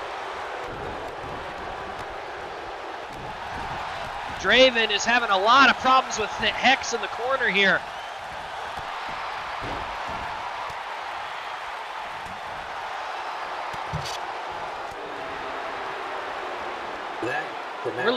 We're losing track of everybody here. Oh. Back suplex. Not in the Battle Royal up to this point. Yeah, this is the first time we've had this many people in the ring already. Hex with a hard shot to Draven's head, trying to eliminate her. Draven's up on the top rope. She flips her over. That might be it. Chaos taking belligerent, but nope. In the corner. Oh! It's Lynn, and Draven is gone. Lynn Hapate coming out at number 17. Azura Draven eliminated by Hex. Our new multi-reality champion, no less. And look at this, Hex and belligerent now. Whoa! Abigail taking Hanako again.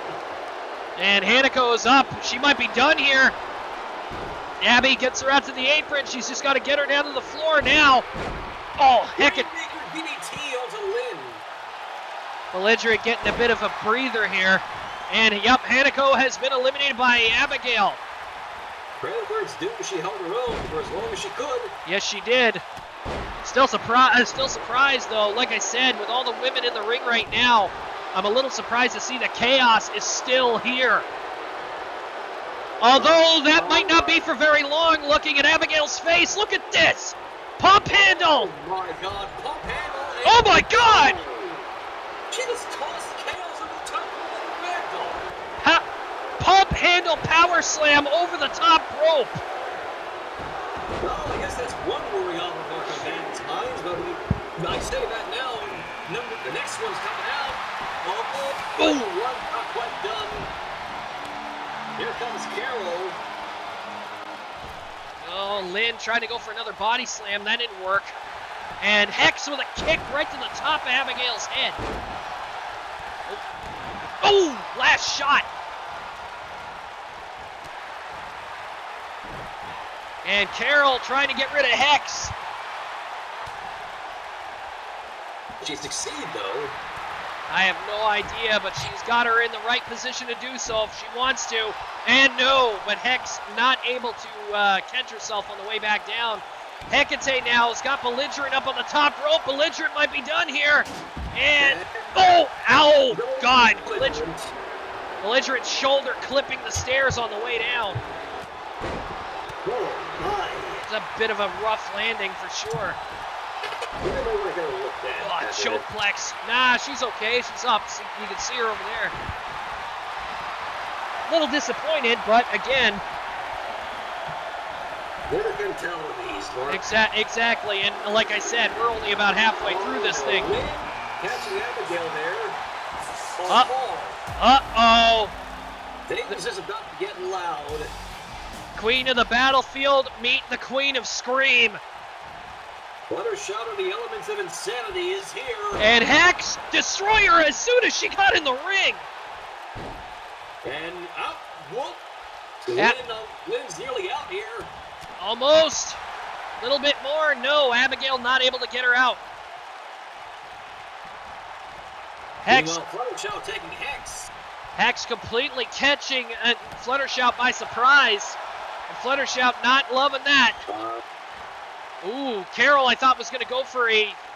Oh, I thought Carol was going to go for something there, but she chose not to.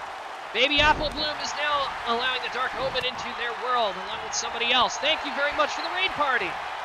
Appreciate it. And oh, Carol. Oh, and she's gone. Out goes the Wraith. Jesus, Abby's immediately pulled their attention to Hecate. Abby's legs landed on the table. She got lucky she didn't get hurt there. Very much so. Uh-oh. Jungle Cat. Oh, if they thought Chaos was bad. Easily the tallest woman in the match now with Chaos out of the picture.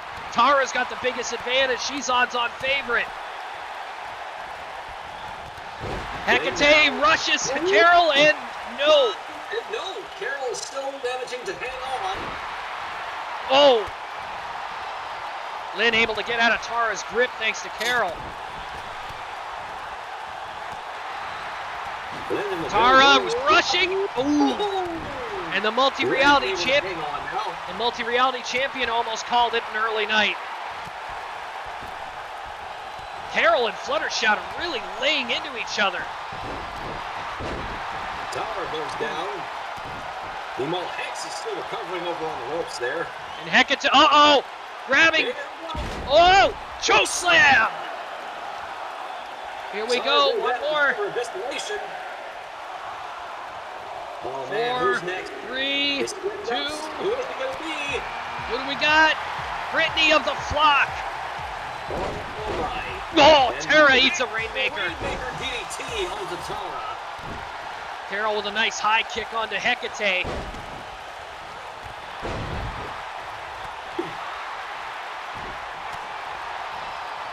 The ring filling up real quick now, and we've still got a decent amount of superstars left to go before this match ends, and then we've still got the one for the men afterward. Hex with a Spanish Fly, and Fluttershy is trying. Flutter shot. Tried to. Carol fighting her way back in too. Lynn Hecate almost had her out to the floor there.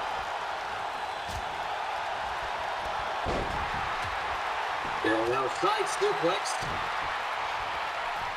And Brittany, one step now, trying to get Hex out. And Hex is gone. Brittany with the elimination. A very good fight from her, though.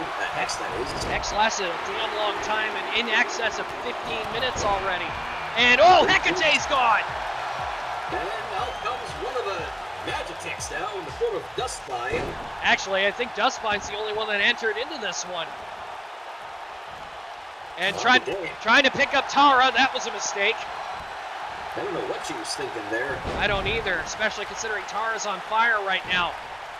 Brittany trying to get Carol over the top now.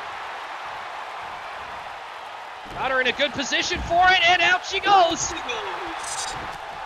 And then number 4 once again.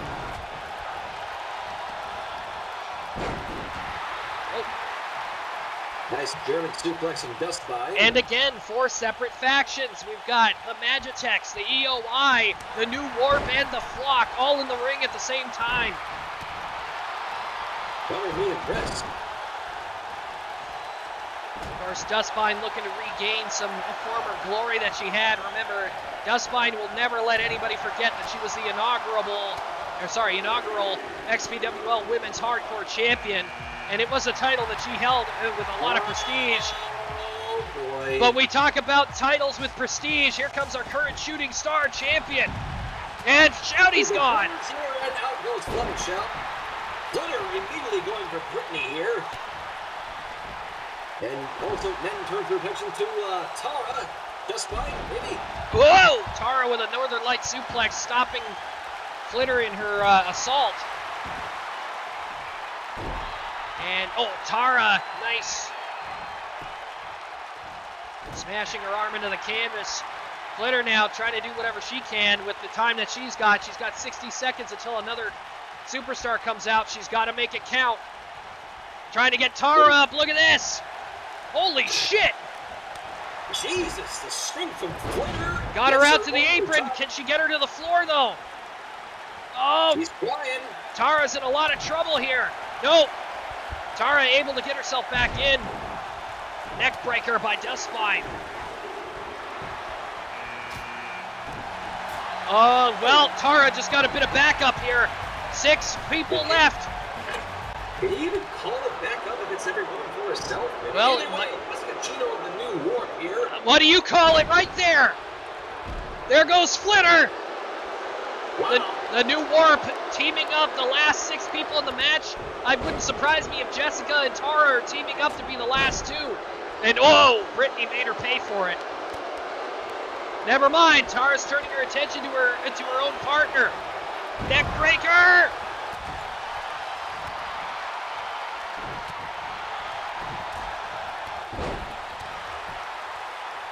Wheel kick for Jessica. And, oh, look at this. Dustbine throwing Brittany over the top here, and Brittany eliminated. And then number 3. And Tara trying to eliminate her own partner.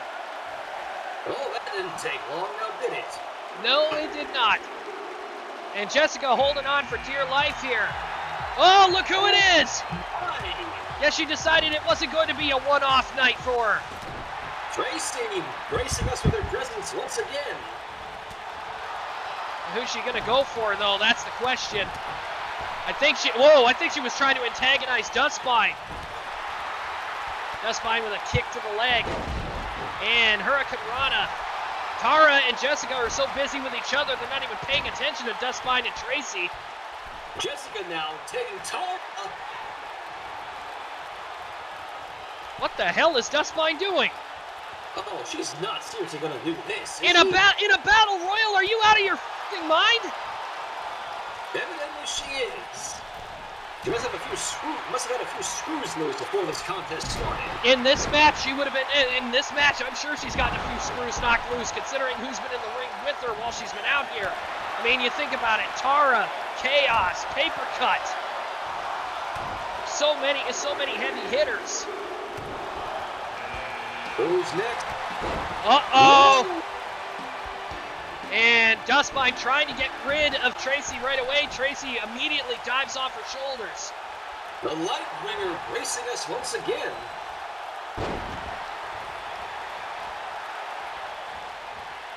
Yeah, she's looking still never confident despite losing to Trish earlier. Where the hell? I know that. She's kind of lucked out and wonder where the hell Sora is. I'm sure she's in this match too, somewhere. When I made the comment earlier about Trish looking spooked, I think I see the reason why. Is that girl right there. Mimi is trying to get Jessica over the top. Tara just watching. She's got her eyes on Mimi while Mimi's dealing with Jessica. Getting double teamed on both Jessica and Tara here.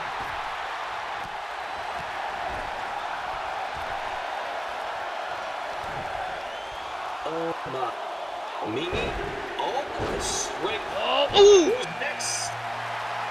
Oh, Kaze. Warrior. We've only got 3 ladies left, and there goes Jessica! Jessica, courtesy of Mimi. Then here comes Kaze. Kaze, I think, is making a mistake going for taunting this early. Then again, Mimi. yeah. And Mimi now turning her attention to Tracy. Wants to try to get Tracy out. Tracy saying, hell no, I'm not going. Nice reversal from Kaze there.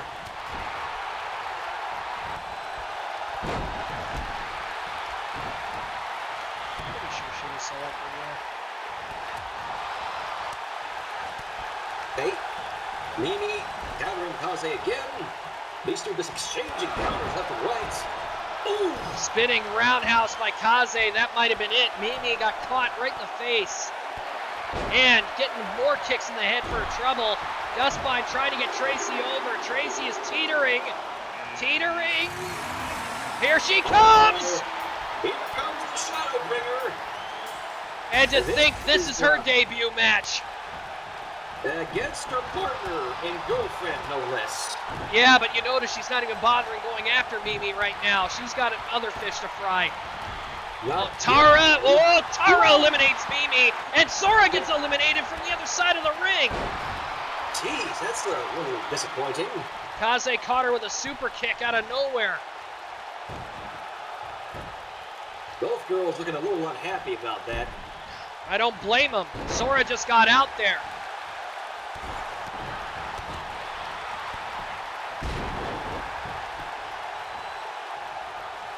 I think Kaze might. Honestly, I think Kaze might have just poked the wrong bear. I'm just going to be perfectly honest. Super kicking Sora over the top rope before she could even get started. Like I said, I think she poked the wrong bear on this one. Oh my God! I was wondering when that one was going to come out. Here comes Twyla Meta. And Tracy tried to go for something. Twyla cut her off. And now Twyla trying to get rid of Tracy. She sees Tracy as a threat, so, you know, give her credit. She's trying to get Tracy out of there, and Tracy's been eliminated. We've only got one more superstar left. So we've got the final 5. We already know who the first 4 are. Who is the last one to enter this match? We'll find out in a minute. And Twyla going right for Tara. Trying to get her out of here, yeah. Got her up. Sit out powerbomb by Dustmine. And oh, look at that. Twyla just let go. Oh no, that was wise. I don't think it was either. Dustmine putting her down on the mat. Oh my! And Apex is somewhere watching this one intently, as here comes a Spiral Scourge. And right after Twyla Meta. Oh my. Spiral cracking her knuckles and trying to get herself ready for this.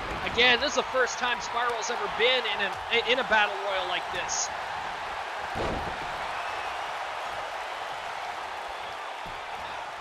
And Kaze might be having some trouble. The Jungle Cat is a lot more flexible than she gives her credit for. Again, she's a whoop. Whoa! Tried for a super kick and missed. Kaze now trying to assert herself. Oh, suplex! Dustbine got caught in a neck breaker by Tara. Here we go, ladies and gentlemen, your final 5. Whoa, swinging neck breaker.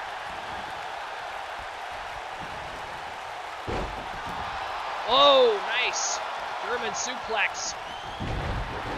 Flatliner. Spiral is not done with Twyla Meta here. And she's going to try to dump her over the top, right over top of Tara. Didn't take long. Oh, Dustbite! Almost. So close to eliminating Kaze there with a super kick, but Kaze held on. Somehow. Uh-oh. Shining Wizard! Scourge caught in the ropes here. Tara's got her up. Spiral holding on for dear life here. She's out onto the apron. This could be it.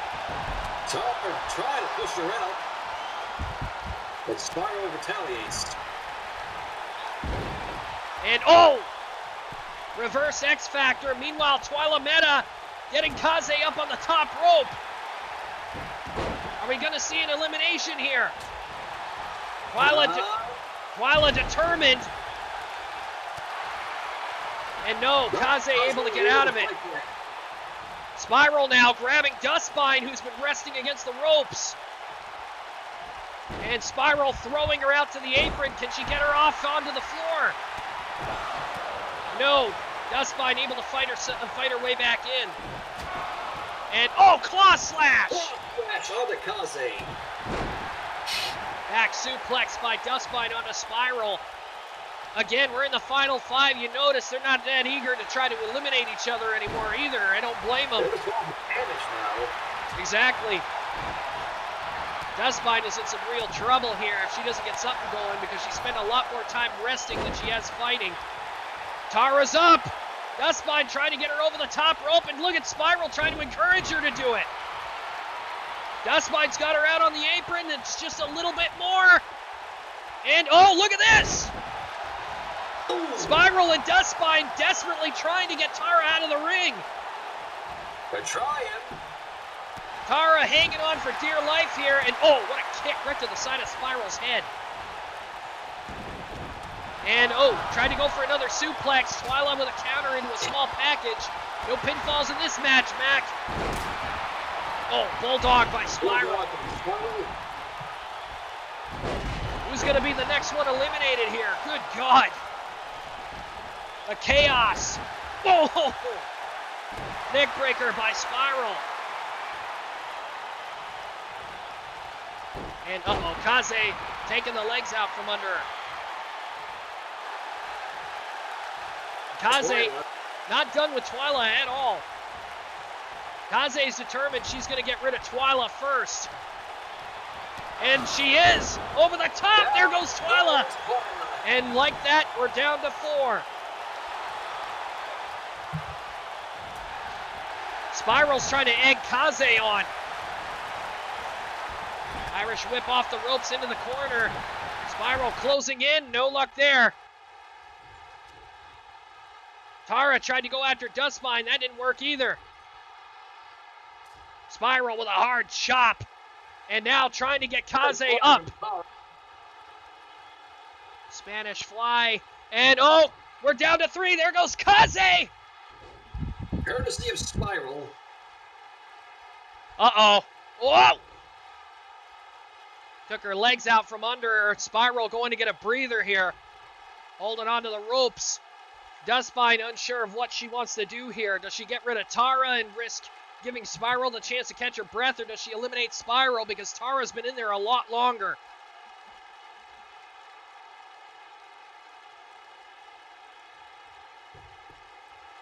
It shouldn't have. What? Somebody said the audio source switched. That's not true. Oh, Spiral back to her feet. Tara, Hurricane Rana, there goes Dustbite. We're down to 2. Spiral and Tara now. The winner of this one's going to be the World Cup winner. And Spiral chucking, trying to chuck Tara out. Tara's on the apron. And Spiral trying her damnedest to get her out of here. I think if she hit that super kick, it might have succeeded. It might have, but no, she was a little bit off. Tara fighting with everything she's got to try to stay in this. Spiral can't get her out. Oh. Hard shot to the gut. Here comes Tara back in. Going for the back and did not connect. Tried to go for a back elbow. That didn't work. Tara's got a real chance here, and so does Spiral, and they both know it. Oh, into the corner here. Spiral! Clothesline! Spiral is our World Cup winner. On the women's side, that is. I can't believe it. This match was insane, and man, was it entertaining. Spiral becoming the 2022 XPWL World Cup champion. Our first time in a match, no less.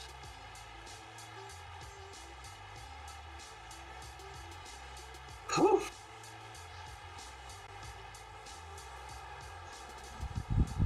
Here's your winner and your XPWL 2022 World Cup winner, Spiral Scourge. Evening, Top Ace. What do you mean, fix the audio? I don't understand. What's the issue?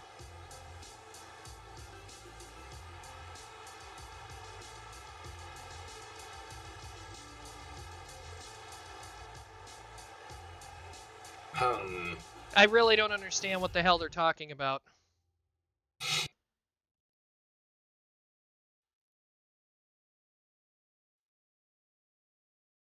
Then I don't know what the hell's going on. Oh shit, this thing's gonna keep going. Okay, let me see if I can fix it. Where the hell is it? Oh.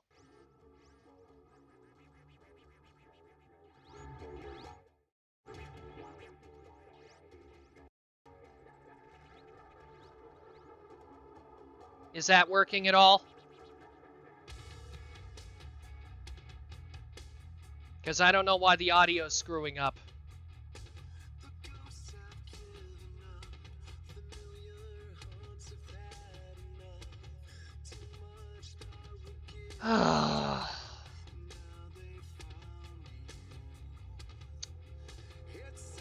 Alright, give me a sec.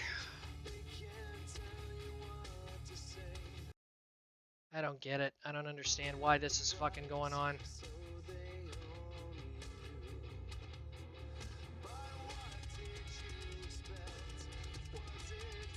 And I can't freaking hear it over the stream, so that doesn't freaking help me at all. So I have no idea what you're talking about.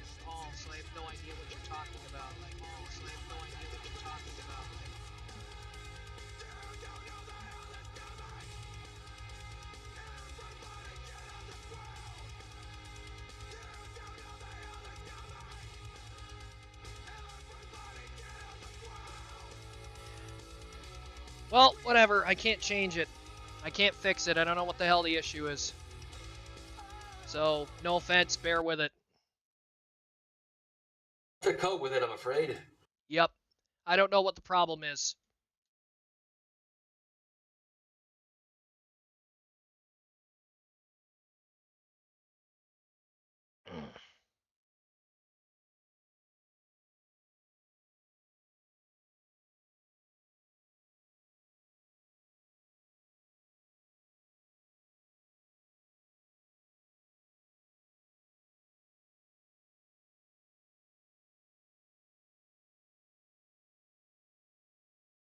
You said you weren't competing yourself, Shad. I am the world title holder. What reason have I to compete? Good point. Well, we'll find out soon enough.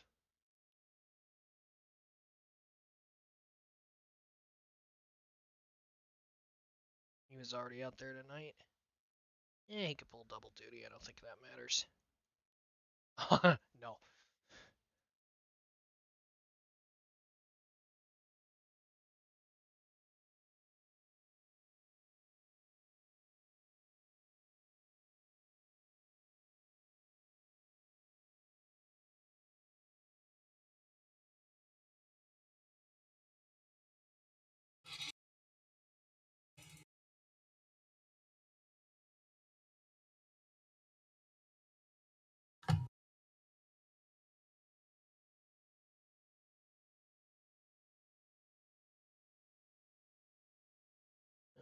Let's see.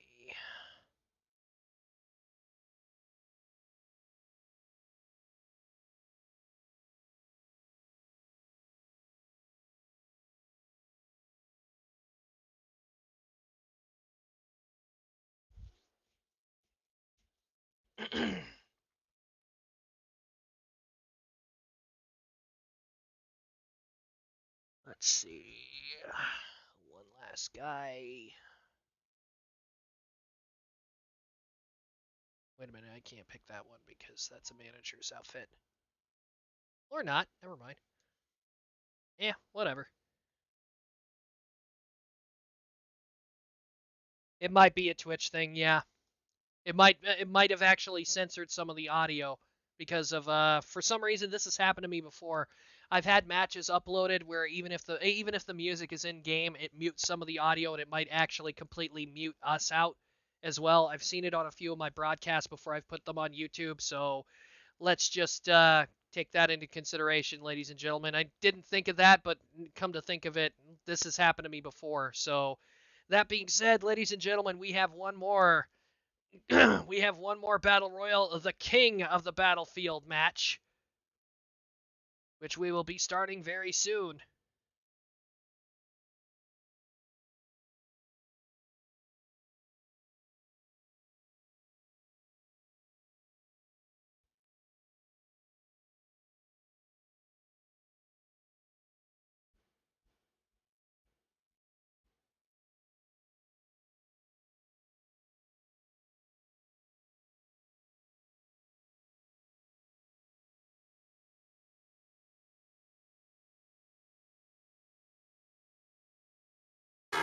Again, apologies for the audio being such shit. Not your fault. I have a feeling if I go and check Twitch, it'll probably tell me that.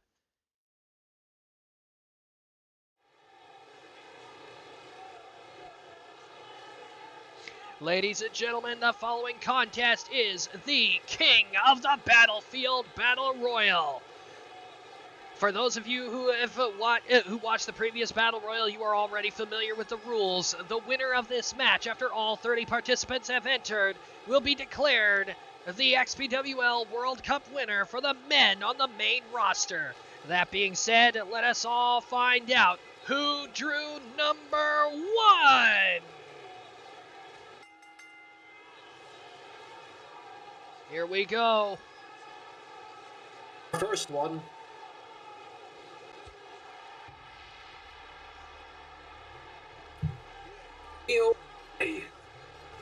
Oh, look at this. Unfortunately for Abu, he's familiar with drawing this particular number. Unfortunate then. Ladies and gentlemen, introducing the individual who drew number 1 from Bombay, India, but now makes his home in Toronto, Ontario, Canada. He is the Oasis of Pain, Abu Malik Aku!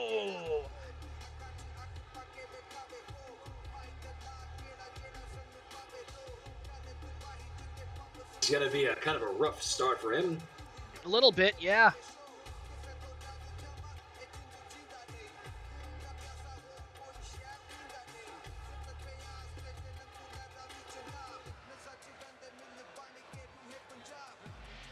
Apparently, this thing had 2 things going at once. Does it sound less echoey now?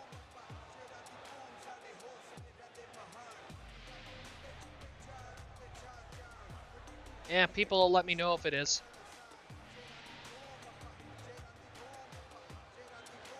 Uh-oh. Shad, can you hear me? I can. Oh, okay, thank God. I thought I disabled something else.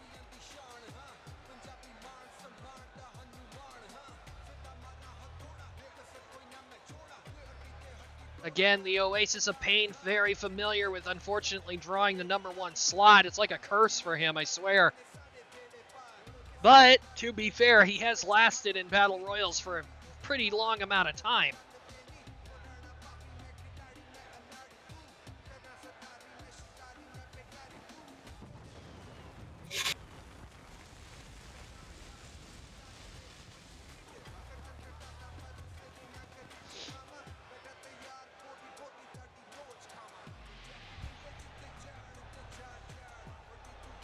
Thank you very much, and sorry about that, guys. All right, who's going to be number 2? We'll find out. Here we go. The fans are all anticipating. Who is it? Come on. Who we getting?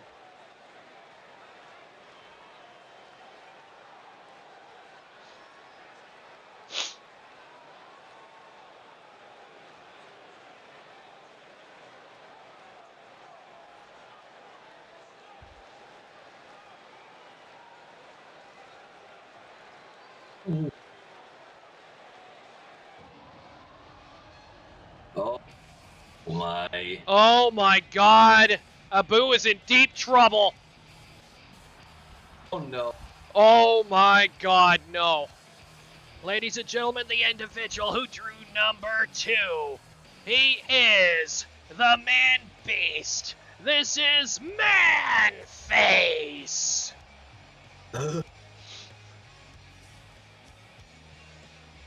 I think the Titantron video just died on him.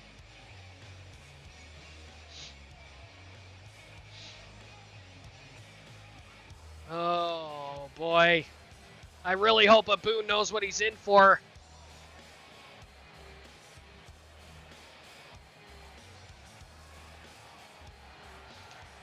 The bestial freak of nature.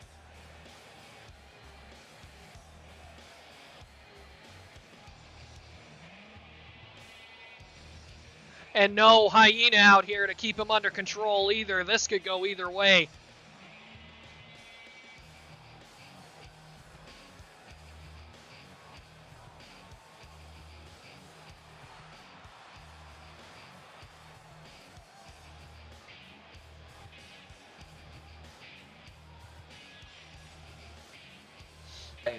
Sympathies to Abu. Yeah, no kidding.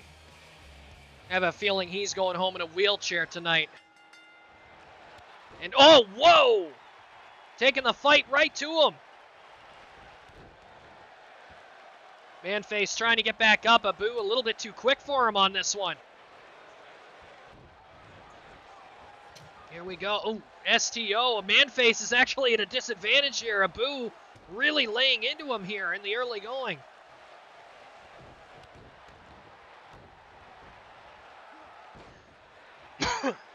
Nice STO. Manface tried to go for a kick. Abu again, a little too quick. Maybe this was a blessing in disguise. With Abu being a bit of a speedster character. Oh! Might be able to keep Manface from mauling him too much, but never mind. I guess I spoke too soon. Oh! Chucks him over.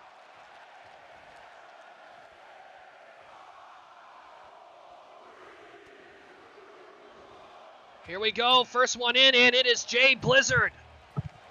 Psychotic Brody Clown making number 3. Oh my God. Gorilla Press.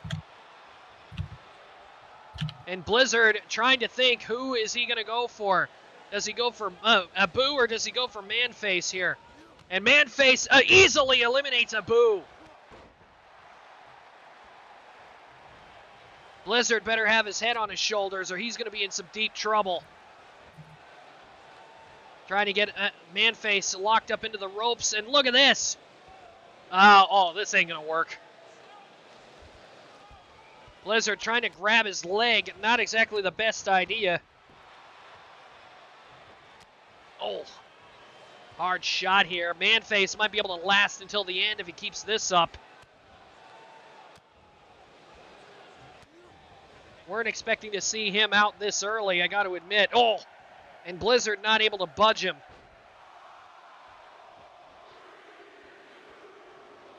Who's next? Kanji! Kanji had some success earlier in the evening, and now he's coming out at number 4. I'm trying to think who would be the best candidate, just like Blizzard did when he first got in. Who should he go for? Manface and get him out as quick as possible, or just get Blizzard out because he's getting pummeled, and Manface is not letting him wait for a decision.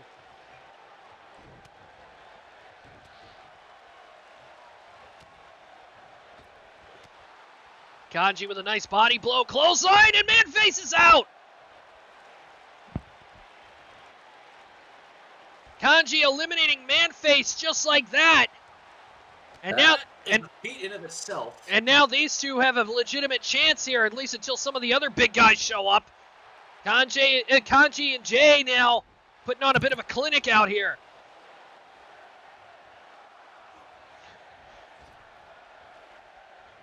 Trying to go for something. Kanji blocks it. Rushes in, and no. Blizzard able to counter. Oh, no. Oh, no. Never mind. They got rid of Manface, and they just made it worse for themselves. Just a bit. Kanji, clothesline, and there goes Blizzard. And now he's all alone against walking Armageddon. Violence is not even trying to eliminate him yet. He just wants to pound him. Pulling Kanji out of the corner with an alley-oop.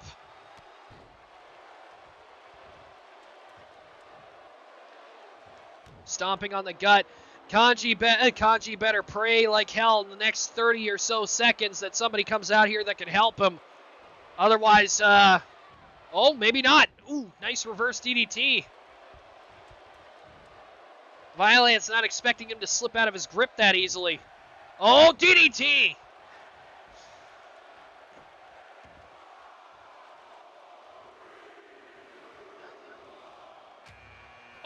Oh, Jesus, they just keep getting bigger.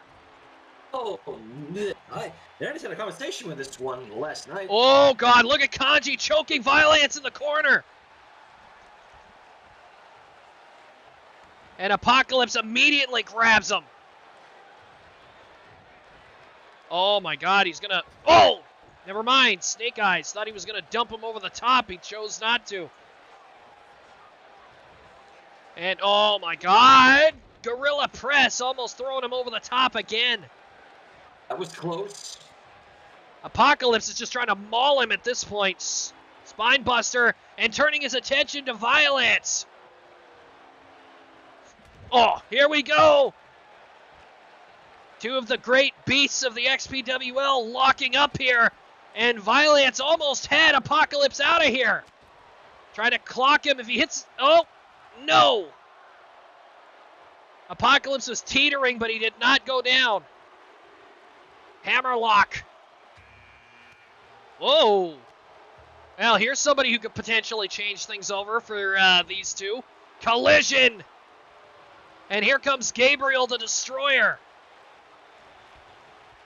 And Violence, German suplex. Meanwhile, look at Gabriel with Violence. Giant swing. Round and round he goes. Where he stops, only Gabriel knows. I can't believe he's got him up like that.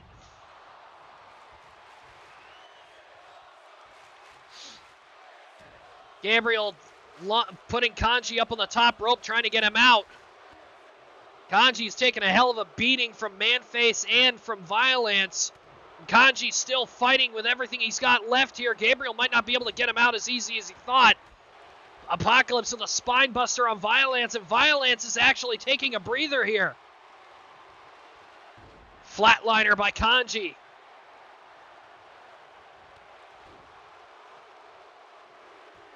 Down to 2-1. Dallas, be awesome. The XPWL Collision, and there goes Kanji.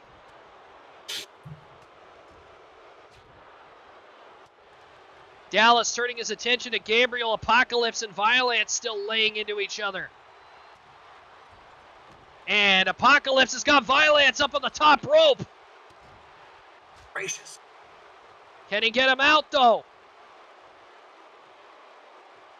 He's definitely got him up in the right idea, but no, Violence able to get off the corner. Side suplex. And meanwhile, Gabriel and Dallas are really laying into each other. Dirty moves, choking, eye gouging, you name it. Dallas takes a chance, and Gabriel's been eliminated. Wow. And right into Apocalypse's waiting arms. Dallas gets chucked across the ring. Uh-oh. Somebody call the liquor control board. We got a drunk coming out here. Oh, goody. Latino World Order member El Bastardo Baracho. And the drunk is going after Violence, and there goes Dallas. Violence now hanging out there, and El Bastardo eliminated him. I can't believe what I just saw. And Apocalypse almost kicked Baracho's face clean off. Choke bomb. Honestly, I think Apocalypse wanted that elimination on Violence so badly. I think that's why he's so angry at El Bastardo right now. Grabbing a hold of him, trying to take him over to the ropes. He's probably going to dump him out right here. No! Baracho somehow, holy shit, around the world! Hurricane Rana! Oh my God. Right now, Mark. I have no idea, but apparently El Bastardo Baracho must have powers when he gets drunk. Uh-oh! One of our buddies! One coming out. One of our buddies, no less. One of our commentators, Rob, has entered. Robroman. And considering him and Apocalypse are around the same height, this should be interesting. And no, they're going to beat the shit out of Bastardo together. Well, at least temporarily.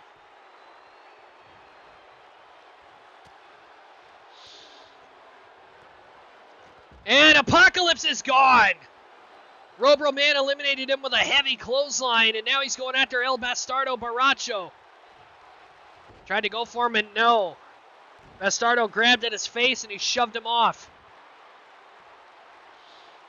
Oh. Feeding shots. And a stomp to the gut. I'm aware the echo's gone. Rear naked shin lock. 5, 4, 3, 2, 1.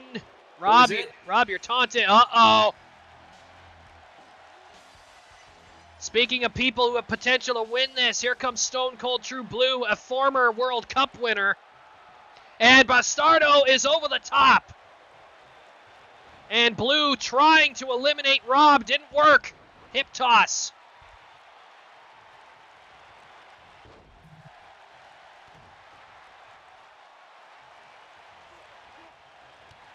Oh, hard clothesline.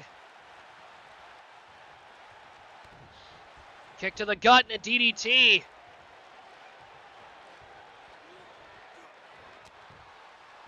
Blue gets decked to the side of the head as Rob tries to get him back to his feet. Elimination is key here, and Blue might be in trouble. No, there goes Rob, dumped over the top rope. Blue using his brain, pulling the rope down, and Rob went flying. Who's next? Oh, here we go.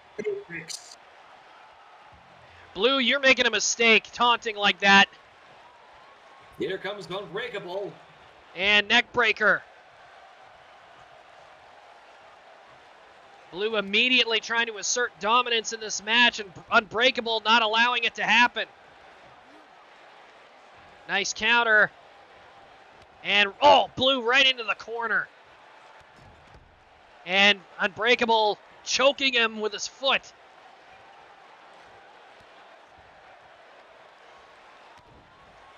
Blue with a kick to the gut. Tries to pick him up. And up and over his head, and Unbreakable landed on his feet. Picks Blue up. Blue. Trying to get him out as early as he can.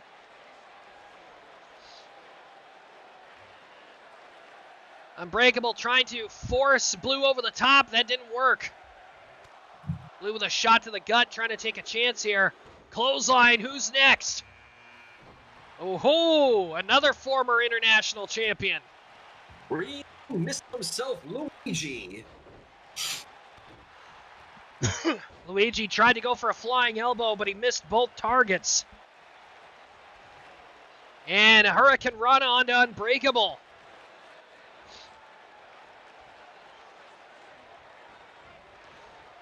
Luigi, of course, doing whatever he can here. Unbreakable set up on the ropes here. If Luigi took a chance, he might try to eliminate him. Gets a running start, and Unbreakable's gone. Luigi caught him by surprise and dumped him over the top. Unbreakable doesn't look that pissed off about it. I mean, he still has the International Championship, so that's a plus. Luigi with a flying forearm onto Blue here. Another opponent coming in soon. We're down to the 5 seconds. 4, 3, 2, 1. Oh, boy. Considering how ticked off he was about the Queen of the Battlefield Battle Royal, you gotta imagine he's in there pissed off. The Demon. And going right after Luigi, locking him up in a neck breaker. Uh-oh, spinning lariat! It almost took Luigi's head off.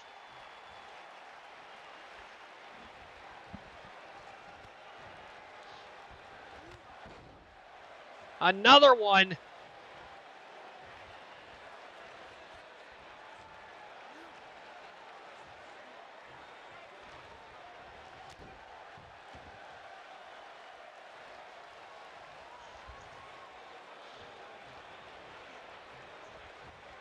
Uh-oh. Trying to go for a dragon suplex. That didn't work. Rachidile and Blue double teaming Luigi here. Who's the next one in line? Alexi! Blue, meanwhile, picks up Luigi. Power bomb! And out to the floor he goes. Meanwhile, Rachidile and, Blue now double teaming Alexi. And Rachidile with a super kick to Blue. And right into a straightjacket German suplex.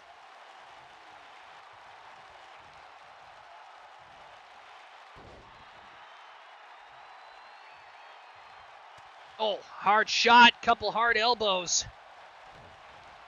And Alexi, super kick of his own. Back fist there, Rachidile now getting backed up against the ropes. Remember, Alexi's the one that took the international title away from...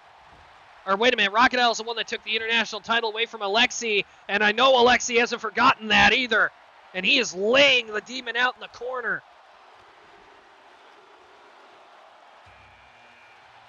Richard Cannon at 16.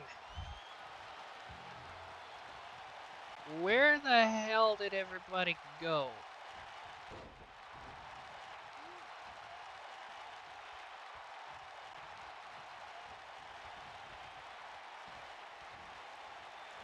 Blue up on the top rope here.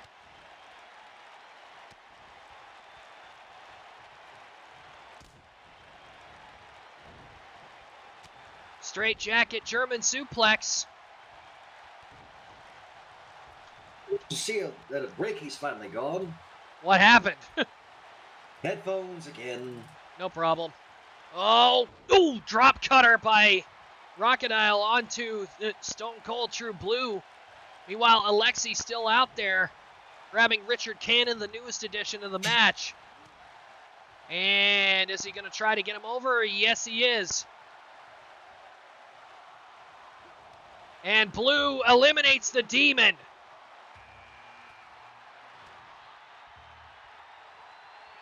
Enrique Suavo coming in at number 17.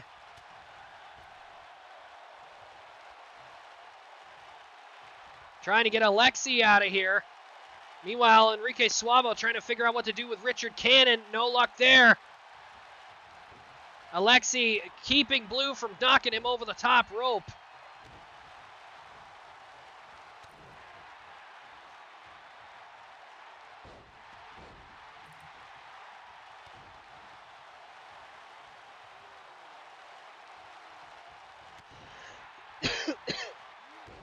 Oh, atomic drop by Richard Cannon. And Blue, leveling Alexi in the corner here. Trying to get him up over the top rope. He's got him up.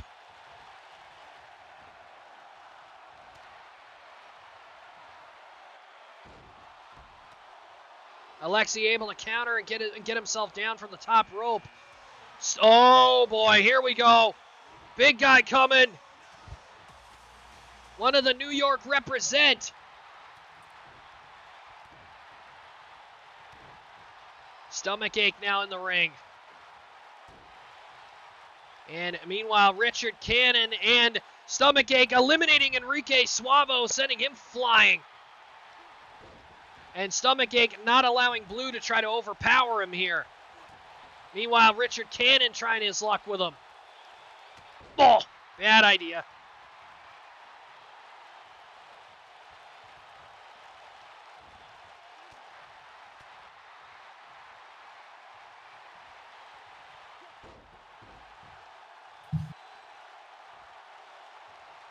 Cannon picking up Stomachache here. And hard shot. Punched him right in the head.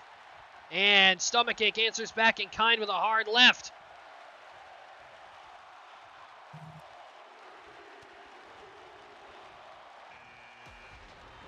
Tyler King enters in at number 19, the new Cruiserweight Champion.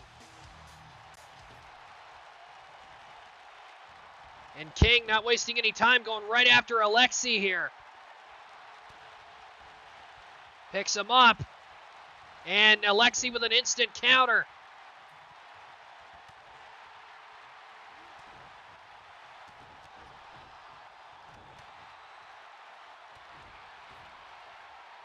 Blue trying to keep himself in there as long as possible. He's been doing a damn good job with it.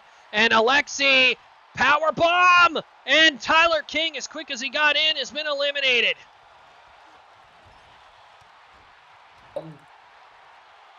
Alexi's been out here for a while, as has Blue. Neither one of them have budged yet. Cannon trying to eliminate Stomachache. That's not going to work the way he's doing it.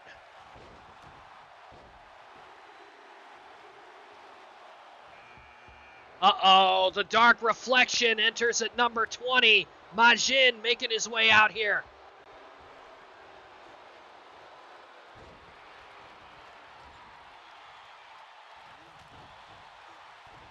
Tries to pick a fight with Stomachache. I'm going to admit, I think that's probably the worst decision he could have made coming into this one.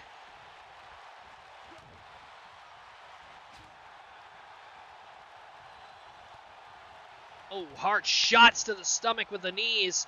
Blue again trying to catch his breath over here in the corner. Who right now, I gotta say, is one of the biggest threats in the match, and everybody's ignoring him. Majin takes a chance, and Alexi almost eliminated. And now Alexi trying to return the favor, but trying to throw Majin out. And Majin out onto the apron. Trying to fight his way back in. Alexi back into the ring. Uh-oh. One of Gabriel's buddies. Meanwhile, Alexi package power bomb.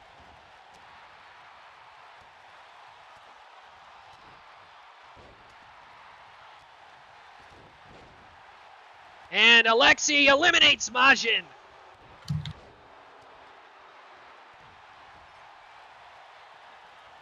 Wrath off the ropes here. Sucker punch and Stomachache eliminated on the other side of the ring.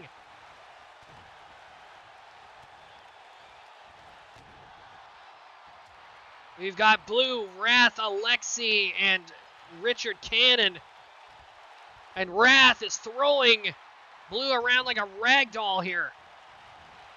Oh! Alexi trying to get rid of Richard Cannon, so close. Picks him up. Blue is now up on the shoulders of Wrath. And Wrath chucks him over the top rope. The Drifter is next.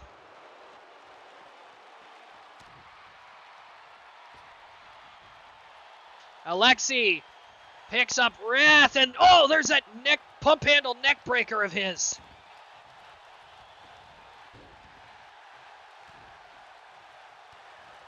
And Alexi thinking pop-up powerbomb on Wrath here, and hits it.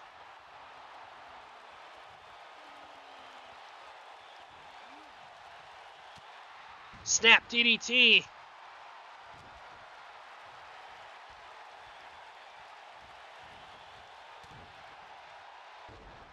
Vertical suplex. And Alexi now thrown up onto the corner here. Wrath trying to get rid of him. And Wrath is going to do so. Turns him over and chucks him to the floor.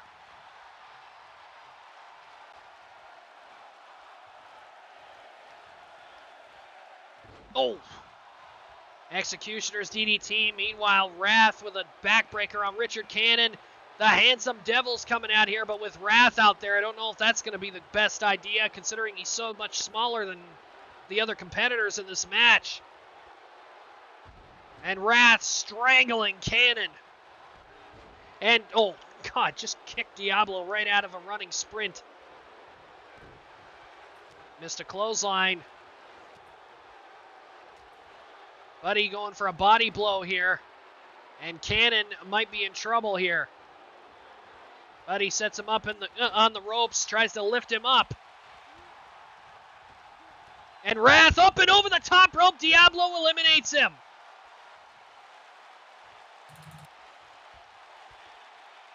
And right now, Diablo and Buddy trying to get Richard Cannon out, and they do so. We're down to only 2 people in the match. Neckbreaker. 5 more seconds, and we've got the next competitor.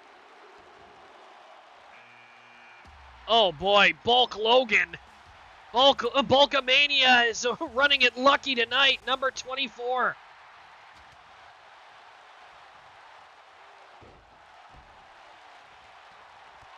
And Bulk posing and taking his eyes off Buddy, who immediately runs him over with a clothesline. Oh, Drifter DDT. No, Bulk able to block it. And sends him over the top. As now Bulk and Diablo Hermoso now. Diablo tried a high flying move. Bulk didn't let it happen. And again, this time it did work.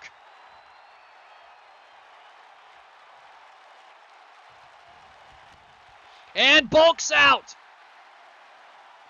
Diablo Hermoso, one of the smallest guys in this match, and he's standing alone in the middle of the ring. Zalanx coming in at number 25.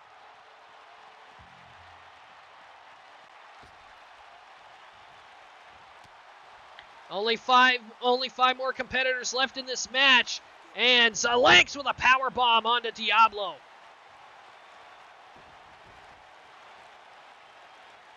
Oh, knee smash into the mat.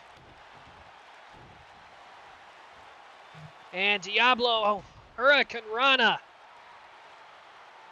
Zalanx finding himself in a bit of trouble here. Ooh, what a shot. And taking Zalanx into the turnbuckle and slamming him into it 10 times, and down he goes.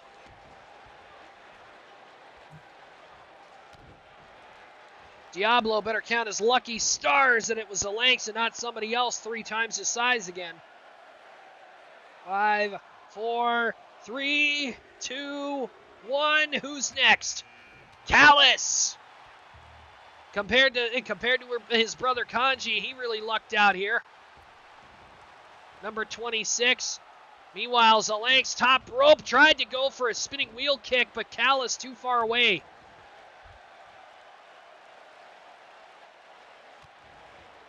And Callus, ooh, scissor kick and a jackknife axe kick.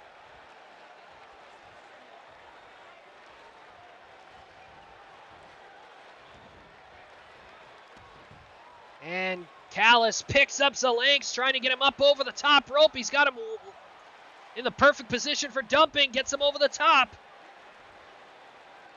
And Zalanx in real trouble here. Oh, Diablo and Callis now working on him. And Zalank's able to break out of it. Trying to get back into the ring now. And Callis turning his attention to Diablo with a roundhouse kick.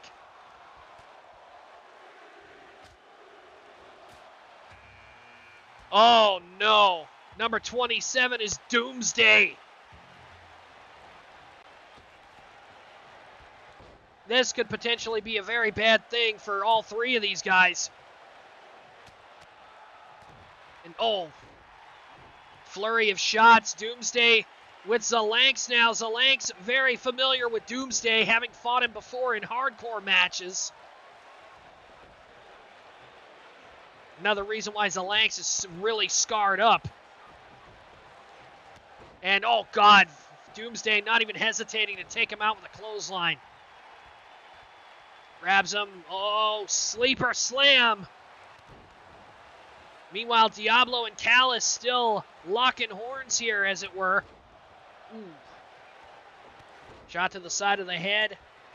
And, oh, 3 heavy clotheslines by Doomsday.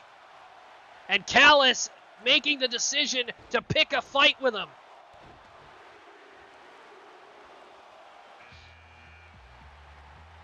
Number 28 is the Shepherd.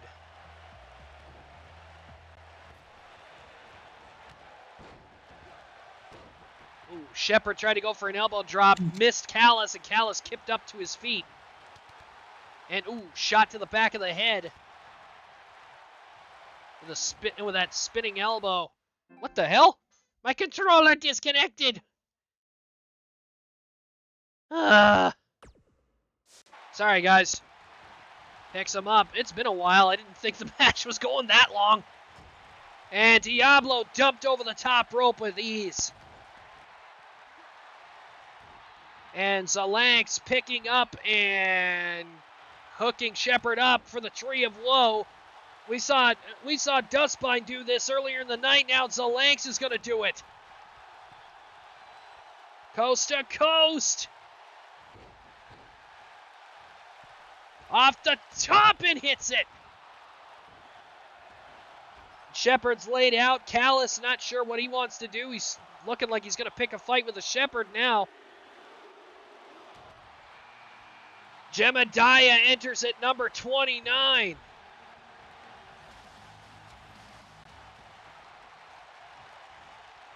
We've only got one entry left, ladies and gentlemen.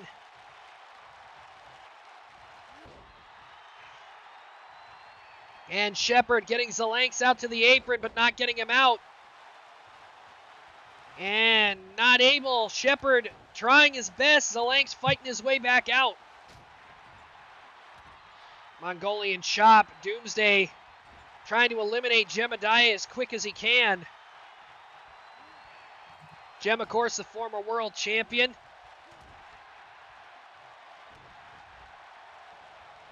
Zalanks throwing Shepherd into the corner, and nice Russian leg sweep on Doomsday by Callis, and Doomsday, ironically enough, is actually taking a back seat. Oh, 9-8. Oh, Jem eliminated by Callis.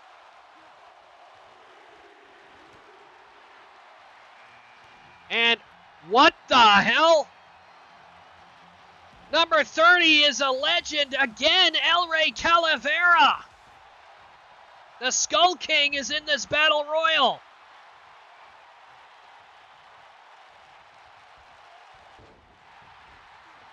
Into the corner with Zalanks here, and El Rey trying to get rid of Zalanks as soon as possible.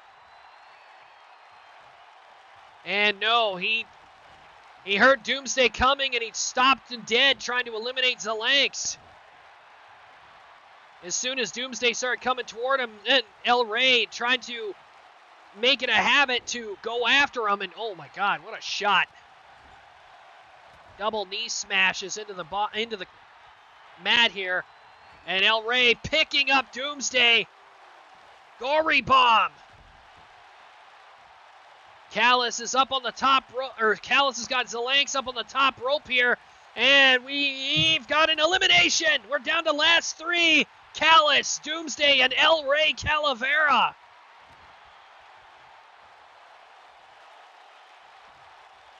Callis trying to get rid of El Rey. And El Rey holding on for dear life here. Didn't think he'd get such a damn good number. I didn't even think he'd be in the match. Grabs a hold of Callis. Nice nice fisherman's suplex. And again, El Rey now. Look at this, trying to get Doomsday up and over the top rope. And look at that, he's got him up over. And, oh my God, he did it. He dumps Doomsday over the top rope. It's down to Callis and El Rey.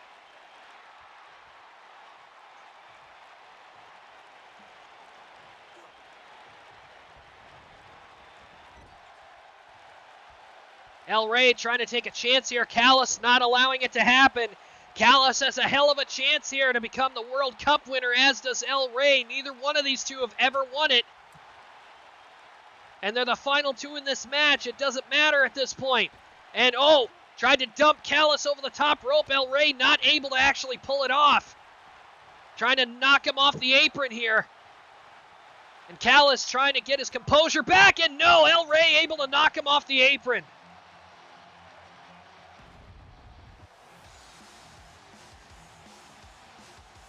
What a match! Ladies and gentlemen, here is your winner and the XPWL's World Cup winner for the year 2022, the Skull King, El Rey Calivera!